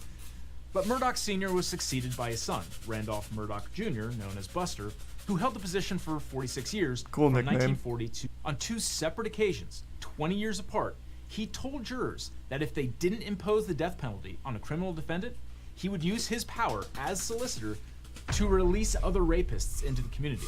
Yes, you heard that right. It's hard to imagine a worse thing a prosecutor could say in court, but I'm sure prosecutors have. And he got to keep the position? He would make these threats like, okay, if he doesn't get the death penalty, 5 rapists will go into Gotham. He sounds like the Joker. What? Elected official, so he just campaigns and pays off the right people? Yeah, but I'm sure there's still systems in place where if you're threatening to release rapists out of like a grudge, you can get fired. Like you can get like taken out. Like you lose your position, I would think. Because it was the 70s. It's not like rape was cool in the 70s either. I'm sure people weren't like rallying behind him like, yeah, that's fucking Buster right there. That's how Buster plays. Get the death penalty. Or 50 rapists. Buster, release 50 rapists into the neighborhood. The guy really had rapists in the queue to join the server. Oh, you're talking about Buster still, yeah. I'm just going to take a guess that the other Murdochs didn't use the same tactic. Alex Murdoch, the now convicted murderer, is Randolph III's son. All of this information is to show you that the entire Murdaugh line is fucking evil, basically. Now that you're brought up to speed on where Alex Murdaugh comes from, let's talk about his kids, because his kids are no saints. Legal Eagle goes into more detail surrounding some of these cases, but I'd just like to give you a quick breakdown. If you want more information, obviously watch his video on it. But one of Alex's sons, Buster, who is named after, of course, Buster Murdaugh, who came before him, is actually a person of interest in a 2015 death. A young man named Stephen Smith was found dumped on a Hampton County road. There wasn't a whole lot of indicators to suggest that this was a vehicle crash, and in fact was even ruled a homicide by a couple of people, most notably the county coroner. And interestingly, Buster Murdaugh is mentioned dozens of times in the investigation. Also, Alex Murdaugh and his brother Randy visited the crime scene, passing through the crime scene tape, and there were rumors that Buster Murdaugh and Stephen Smith were in some kind of relationship, and this case actually just got reopened after the entire Alex Murdaugh investigation. So that's all a bit peculiar. That doesn't seem good. Something smells very fishy over there with Buster Murdaugh, and he's not the only one. In fact, Alex Murdaugh's other son, Paul. In 2019, Paul and his friends were partying on a boat. At one point, his friends say Paul and his girlfriend got in an argument where Paul assaulted her, and then eventually the night culminated with the boat crashing, everyone surviving except one person, Mallory Beach. Paul was blamed for the death because he was fucking driving the boat. He received 2 charges, 1 boating under the influence causing great bodily harm, and 1 boating under the influence causing death. So as you can see, the Murdaugh family is known for more than just financial crimes. There's a lot of death linked to the family as well. And there's still more. There's still one that I haven't even talked about, one that happened before Alex Murdaugh killed his son and wife. In 2018, their housekeeper Gloria Satterfield allegedly tripped over one of their dogs and fell down the stairs and died at their hunting lodge. Alex Murdaugh then instructed Gloria Satterfield's sons to sue him for insurance money. However, he neglected to inform them that he had already collected on 2 settlements and basically robbed them of about $4.3 million from the insurance here. The man is just pure evil, just a shriveled, pruny, fucking ghost-looking motherfucker whose entire bloodline seems cursed and is nothing but bad news. It is disgusting. His lawyer said he planned to sue Alex and Maggie personally because they allegedly kept a beer refrigerator at the hunting lodge and underage kids were free to drink up. Given the scale of Alex's financial crimes, discovery of his assets would have revealed years of Murdoch's criminality. Later that same night, Alex allegedly found Paul and Maggie dead outside the kennels at the Murdaugh's sprawling hunting estate. I'm really trying to break this down into the most concise form possible just to convey like the general story of the situation, but again, I can't recommend checking out Legal Eagle's full video on it for the absolute best breakdown. In a nutshell, years and years and millions upon millions of dollars of stolen money and financial crimes were about to be brought to light, all of which Alex Murdaugh was panicked about. So the main theory behind his motive for killing Paul and his wife Maggie is he needed some way of buying time to weasel his way out of this situation. I shit you not. The murder of his son Paul and wife Maggie, right now the leading theory is he did it for sympathy, to portray himself as a victim, and to basically just buy himself some extra time to get out of the situation because all of these financial crimes that had built up over years were about to be fucking blasted publicly. All of it was going to come to light. So that was his plan. Now, Paul was murdered before he ever stood trial for the death of Mallory Beach. But I'm getting a little ahead of the story because there was one other baffling situation that occurred involving a hired hitman that Alex himself hired to shoot and kill him so his other son could get his insurance money. So Alex admitted to stealing from Chris and blamed his behavior on an opioid addiction. And then hours later, that same day after that conversation with Chris, Alex was shot in the head. Yes. Seriously. Does this seem like a far-fetched Netflix series yet? So, now we're at the part that I know. Everything that preceded this, fucking wild. No clue. But now we're getting into the part that my dad was talking about, and now I'm kind of in the know on where all this goes. Chat just educated me about this, so I have the spoilers here. But I guess I won't drop the spoilers. But I see now what has happened and how things have got to this point. Yes, but I mean, I'm okay. Alex later admitted that he hired his cousin Eddie to shoot him. So Alex's remaining son Buster could get the life insurance. $10 million life insurance policy. But apparently cousin Eddie wasn't up to the job because the gunshot Good picture, wound was National just a phrase Lampoon. that temporarily blinded Alex. Eddie would also turn out to be Alex's oxycodone dealer. Alex later admitted that he stole from his law partners and clients to fund his addiction to painkillers. According to And then my dad's calling me about the Murdoch shit that I just sent him with this. Hold on.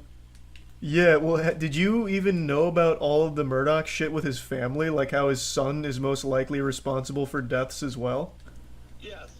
You And his son that, like, was in the boat accident. yeah, the boat. The whole deal.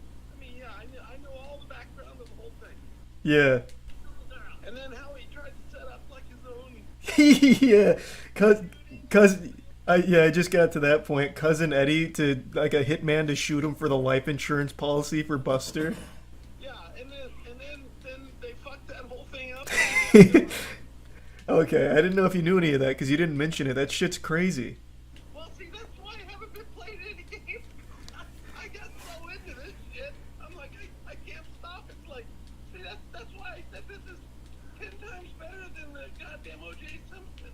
Yeah, no, this is absolutely wild. I had no idea it was like so deep reaching. I know. See, that's what I'm telling you. So you think it's pretty cool, right? Well, cool is like probably a weird word to use for it, but like it's fascinating. Like it feels like it's some kind of crazy movie. Yeah, he's really into the whole Murdoch shit. We got like encyclopedic knowledge on this whole thing apparently. He didn't even mention the family stuff, so I thought that'd be news to him. Yeah, no, this whole family's rotten. Although I haven't heard anything about the mother, so maybe she didn't do anything terrible. I have no idea. For violent schemes. Real quick though, was his plan actually to die? Like, did Alex Murdoch hire cousin Eddie, goofball McGee, red-blooded patriot, fucking wild maniac to come shoot him and kill him? That's wild. So his plan was actually to die. He said, come shoot me in the head. And then he survived. He's like, damn it. Time to change plan. Wow. Hey, a lot of things can be said about Alex Murdoch, but God damn it, he gave it 110%. This man was ready to literally kill himself so that way his son could still have some fucking cheated funds. $10 million life insurance policy. The drug dealer. The trial's biggest bombshell was an unsent Snapchat Yes, video this is the one that my dad was talking about. Alex told police he had last seen his son and wife 90 minutes before he found their bodies. Several witnesses testified that they could hear Alex's voice in the background of the video.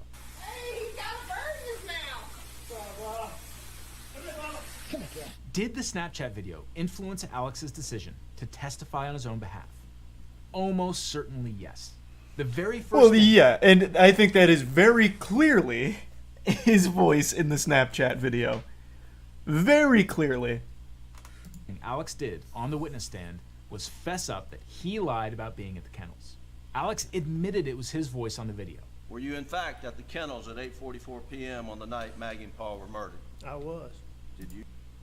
So then he absolutely just admits to a lie right there. I do want to point out, this man's got some wild hair coloration here. This looks like a weird slider in a Dark Souls creator. He looks like a French fry with like some cheese sauce on the top. That shit is going hard. You lied to Sled Agent Owen and Deputy Laura Rutland on the night of June 7th. I did lie to them, and I'm so sorry that I did. Other than lying to them about going to the kennel, I was very Holy cooperative shit. in every aspect of this investigation. When Alex's brother Randy overheard Alex trying to bribe a nurse to let him use her phone, he thought it was suspicious. And brother Randy called the police, and the story began to unravel. Oh, Jesus Christ. Sled sketch artist and spent. Man, this guy just straight up looks evil. He looks actually soulless. Those are some hollow, empty devil eyes right there. 100%. Sometimes people just look the part. But in an earlier interview with investigators, Alex had actually implicated his groundskeeper. He also told the jury that someone angry about the death of Mallory Beach committed the murders. These inconsistencies undermined Alex's credibility. Then there's the mess with Alex's financial crimes. The prosecution argued that Alex's financial crimes couldn't be separated from the murders because exposure of his vast financial crimes was one of the it motives speaks to his behind characters. Maggie and Paul. Well, not only that, I imagine that also helps to demonstrate, like, make a character profile, right? I don't know if that is actually something that's usable in court, but doesn't that also serve to poke holes in the credibility since all of these financial crimes hinged on a bunch of lies and embezzlement and all of that? Or is that not allowed? Every single one of these, you had to sit down and look someone in the eye and convince them that you were on their side when you were not. Wow, that's hardball. Do you remember it, even one of them? If you ask me questions, but I can't remember sitting down with Dion. Alex's response? What I admit is I misled them. I did wrong, and that I stole their money. What Prosecutor Waters was getting at was this. Ladies and gentlemen of the jury, Alex Murdaugh is sitting there and looking at you and convince you of something, but you shouldn't believe him. Just look at how he lied in the past. That's Moreover, strong Alex as fuck. testified that all of his financial bad deeds were caused by his drug habit, which was costing him as much as $60,000 a week. As for the weapons, prosecutors said casings for bullets from a .300 Blackout rifle were found near Maggie's body. And the Murdaughs owned a rifle chambered in .300 Blackout, and the weapon is now missing. Alex also couldn't account for the clothing he was wearing on the day of the murders. His clothes had never been found. His mother's caregiver testified that after the murders, Alex tried to remind her about what he was wearing.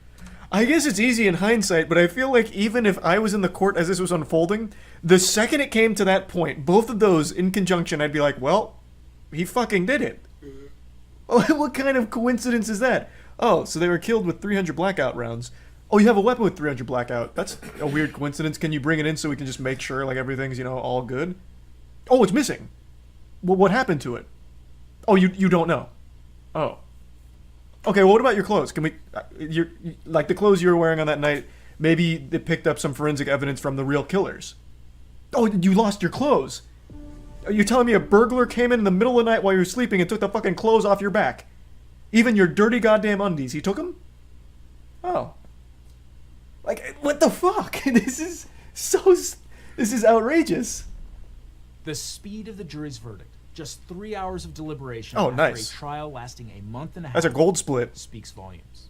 Yeah. The day after the verdict was read, Alex Murdaugh was sentenced to 2 consecutive life sentences for murdering his wife and son.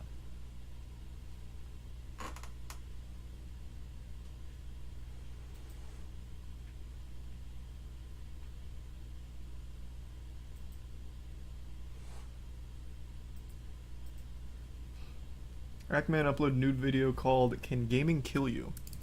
I didn't even see he uploaded a new one. Oh, Will Gaming Kill You?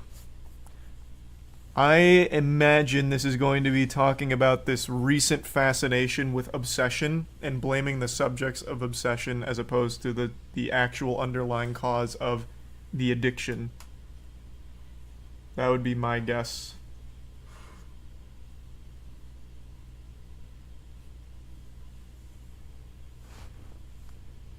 Why are so many games getting remakes? Most of them are pretty good though, so I don't even mind the trend, to be honest with you.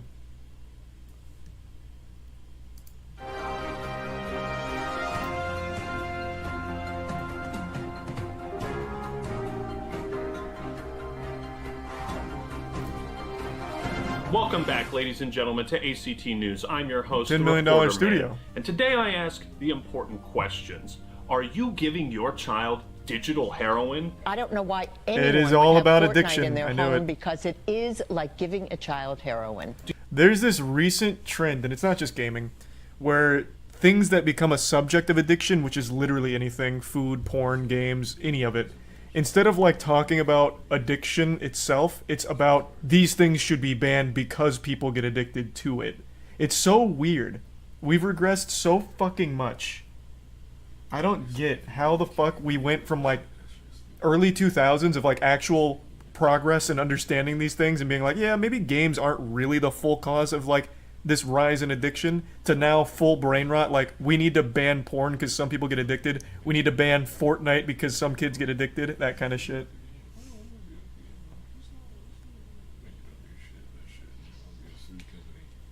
Thanks to the resub shark. It's so weird. How do you ban food? Well, it's not the banning of food entirely, it's the banning of junk food.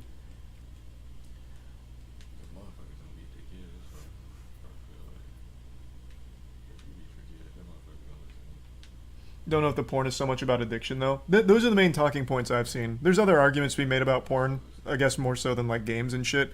But the main ones I've seen being talked about are about the addictive qualities of it, like the dopamine slot machine argument. Thanks to the 2 gift subs, Mystic. Those are the ones I've been seeing mainly. I mean, I can't really do what they say if I have to listen to it. Because nobody always right. It don't matter who the fuck it is. Like, to think that you always right is fucking retarded. That's crazy. Isn't everything addictive? Yeah, which is why it's such like a fucking nothing burger of an argument. Do you or a loved one suffer from gaming Cheese disorder? is addictive. Like, legitimately, cheese triggers the same response in your brain as something like an actual drug. But I don't see a ton of people lobbying to ban cheese. The World Health Organization recognized a condition Or known caffeine as for gaming another one. disorder. That's another Does easy the new one. Call of Duty actually allow you to be a terrorist and kill people? That's right, folks. Our top story of the day is on the dangers of gaming.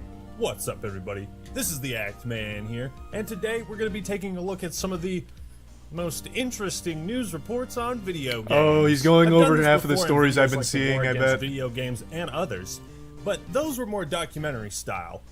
This is not. We are going bottom of the barrel, the craziest, most out-of-touch news reports I've ever seen. I feel like it's always interesting to see what mainstream media has to say about video games and what they've had to say about them over the years. Is Fortnite too addictive? How many games put your kids at risk of pedophiles? There's a lot of fun questions for us to answer. Now, when I The first answer is launched my Roblox. investigation, Your odds of encountering a pedophile in a video game are exponentially higher on Roblox than anything else. That shit seems like almost commonplace with how often that happens there. it was a slow news day. And on slow news days, the only thing the news does is fearmonger. But what was I going to fearmonger today? Thanks for Naturally, playing it was Parody. video games. They're too violent, too sexual. They increase aggressive behavior in adolescence. Classic. Players commit gruesome acts like these using top-of-the-line graphics in stunningly realistic detail. But where to begin? My investigation. Well, I think I found just the right place to start. The Mid-Missouri Internet Crimes Task Force says adults are now using systems like Nintendo Wii, Xbox, PlayStation, and Webkins to talk to children inappropriately. That's right. This is the game, and you actually create your own character, house, and even town. And when connected to the internet, you can talk to people across the country.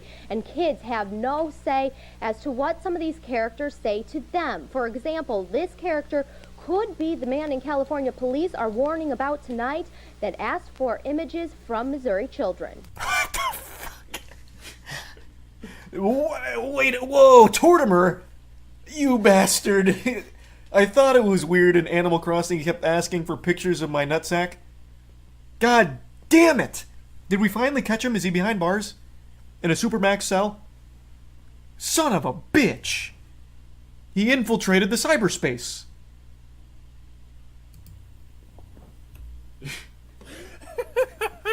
Tour timer? Could be. It could be the, or it could be the fucking goose on the left. Could also He could be her. anywhere. And kids have no say as to what some of these characters might say to them. For example, this could be the man police are warning about tonight who asked for pictures from Cyrodiil children. I cannot come up with any legitimate reason that an adult would be playing that particular game. No reason for an adult to play Animal Crossing. Only bad reasons. Well, you know what? That's where Sheriff Popeye and I are going to have to agree. I can't think of a single reason any adult would be playing Animal Crossing. Especially when better games exist. Like Fortnite. Yeah. He's actually making good points now. Anderson says adults playing Animal Crossing, similar games, are likely doing it for the wrong reasons. Crime alert. We abuse. Anderson says it is going to take This is parents hype. paying attention to keep this problem from exploding. Oh, you don't say. Having parents pay attention to their children and what they're doing. How dare you even suggest parenting in the modern age? You absolute harlot. You're telling people to be parents? No. That makes no sense. Just give them an iPad and unlimited access to everything online and then get mad when they find something they're not supposed to find. That's parenting. That's real parenting. Thanks to the resub Grand Pooh Bear and the Bits Mystic. What you'll find in a lot of these news reports from like the early mid-2000s, like the news tries to frame the most innocuous of things as a problem, when really all it comes back to is just parents knowing what the fuck their kids are doing. Now, right now, we know that only 3 children have been reported as being involved in this. Anderson says this is not a reason to be paranoid, but is something to be aware of. While it's not a reason to be paranoid, we are Involved still in going what? to produce a new... Involved in sending photographs to Tortimer in Animal Crossing? Is Tortimer not just an NPC? I'm pretty sure it is. Who are they sending it to? Nintendo headquarters? What are they involved in? I need to look up Tortimer. Is he in jail? That slimy son of a bitch.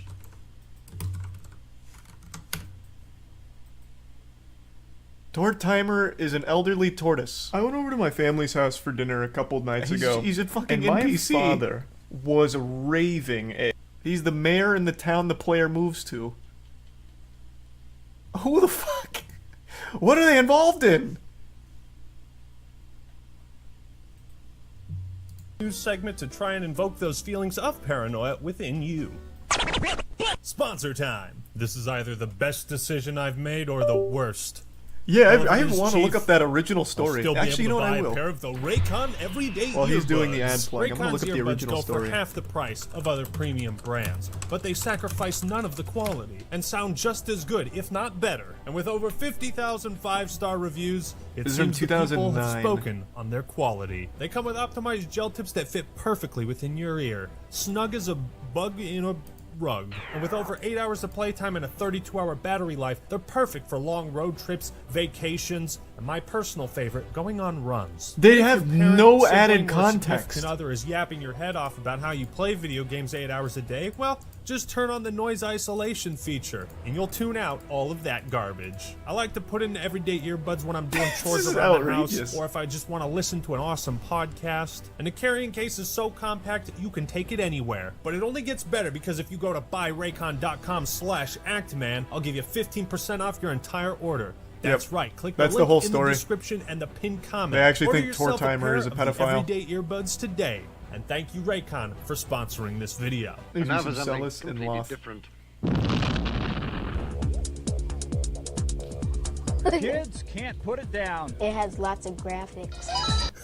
Does have lots of I graphics, to tell be you, fair. the clips they choose are always the fucking funniest. It has lots of graphics. It has lots of graphics. No wonder gaming gurus predict Nintendo DS is going to redefine portable handheld gaming the way iPod is redefining music. well, stop the music.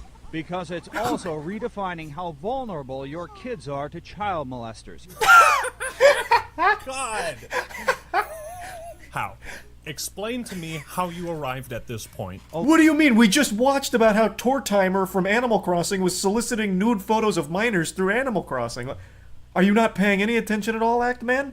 Tortimer's, he's in the mainframe. He's in their hands right now. Along with the game capability, Nintendo DS comes with a feature called PictoChat. PictoChat? PictoChat? Oh, let me explain. You open the DS Oh, he unit, actually takes you a dick turn it pic on cam? You push PictoChat, and your DS unit is an open book. Oh my goodness. Then there's no safeguards in place in order to stop you from sending a nude photo of yourself. And he just pulls down his pants and like actually goatsies. And look what I've done with PictoChat. Now I will fall victim to a bad actor on the DS.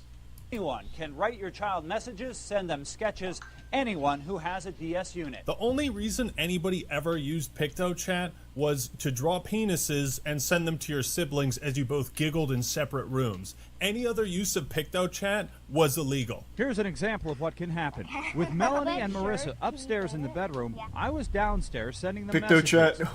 Oh, I don't know shit about it. PictoChat only works within 100 feet.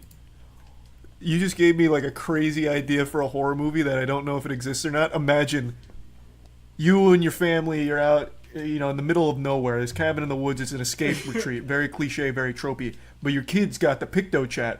And he's you know, you're sending dick pics, or, sorry. You're sending the drawn penises to your siblings, you're giggling about it, and then all of a sudden, a new PictoChat player pops up within 100 feet. He's in the radius. He's in the house. And then it's a game of cat and mouse. They have to use PictoChat to track down the pedophile, the killer. That'd be hype. That'd be a movie. Thanks to Prime Nemesis in the resub. Radomboy, Grave, Bean, and the Prime Branchy. What's your dog's name? What's your name? Where do you go to school? Where do you live? You fucking creep. Where do you live? What are you buying? Where do you live? In this house that I'm messaging you in? Marissa's mom was watching as Melanie and Marissa answered my questions, and she didn't like what she saw. Melanie reading the address. Well, that's true. Wait, it's the news anchor downstairs. Your kids know he's there. There's cameras in their face. What do you mean you don't like what they saw? He's fucking on your staircase right now. What are you talking about? This is weird. The news anchor's wondering where I live, but he's literally sitting on my staircase. I mean, well, maybe he has like some kind of memory issue. Okay, I mean, I'll send it. 4, 5. Granted, the girls knew it was me sending the messages, but they'd only met me minutes before. And I could have been a child molester. Remember Marissa chatting with her friend in the other car? That means a molester driving along could see your child in the back seat and start sending messages while you're in the front seat, totally oblivious to what's happening. Holy shit! Who the fuck is driving and like trying to join PictoChat lobbies? The logistics of that alone. Make my head spin. Well, a Colorado family. That's amazing. What the fuck? Imagine a drive-by pedophile. He's got like 6 PictoChats open for maximum potential to infiltrate nearby car PictoChats. Holy shit. Tonight after they say the Nintendo gaming system they bought for their 5-year-old had porn loaded onto it. Oh boy, that's game over. Brighton Giles had wanted a Nintendo 3DS all year. Wait, was it a 3DS that had porn on it? When Santa brought it to him, he was ecstatic, but yesterday morning, Santa gave him an extra present. When he turned on the gaming system, he found pornographic pictures on the gaming system. How does that even... I'm so confused. Thanks to Resub Dave and the Prime puts Liam. Porn on their 3DS? Can you even do that? I said, Dad, this DS has porn on it. And I went to look at the DS and he just got up and walked right to the phone. I feel so bad for this kid. Honestly, I probably would have. That would have been quite the surprise. I would have been like, "Oh my god, Dad, what the fuck? I don't know what this is." And then you got people filming you, and like they're putting it on the news, and it's like, "Tell us about the porn you found." Jesus on your 3DS. Christ. I don't know if you guys caught it, but I'll play it again. When Santa brought it to him, Santa, the gift was from Santa. A DS with porn on it. So not only did this kid experience some traumatic shit, but he probably hates Santa now. His father first called GameStop where he that fucking pervert old Saint Nicholas, damn you. Damn you. And they weren't caught before the refurbishing device was sold. Who the fuck puts porn on the 3DS and then trades it in? That is quite the Think of evil all the villain security plan. dangers we've exposed involving online games and interactive sites. This one tonight is different. I'm so ready. ABC 15 investigator Joe Ducey takes us into a fake world, creating real problems for one local family. He was so upset. I mean, he was just heartbroken. I mean, this was his whole Christmas. She's talking about real money lost in a virtual world. A world that set in sounds about medieval right. times. RuneScape? We got a fucking news report on RuneScape. Let's go! It's where an 11-year-old like Timmy Easter of Gilbert can act like someone much older. I can't see what's happening on that screen. Shark you catch? It's worth 1,000 coins. Oh man, this has not aged well. Looks like the stock price of sharks in RuneScape Yeah, has it's gone cheaper now. way down. Fighting They have all kinds of ways of getting sharks now. Yeah. You killed him? Yeah. He spent years gaining a high level in an online game called RuneScape. Timmy and his family recently learned this virtual world is full of some real-life dangers. He said, "Excuse me, Hellslayer, can I speak to you for a moment?"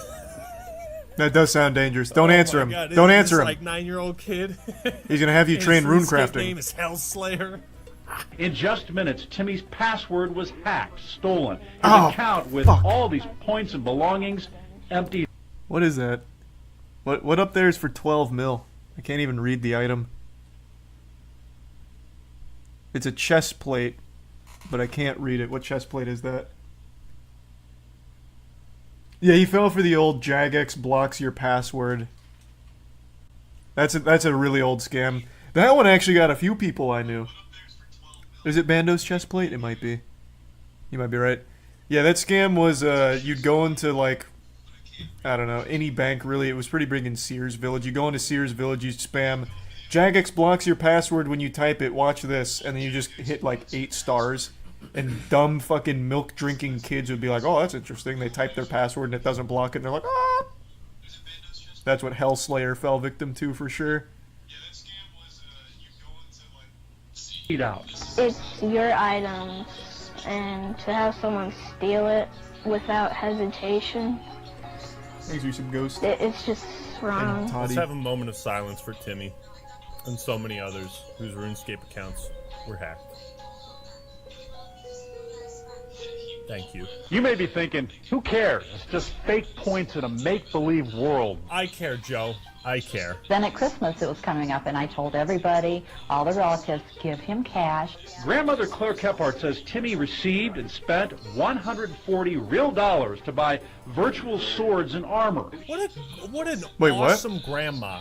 Give him cash so he can pay his membership fee in RuneScape. What a G. Well, not only that, this must have been like, what? When did the Evolution come out? What year was that? Like 2010? They had a lot of pay to win back then. What year was that? When was the EOC?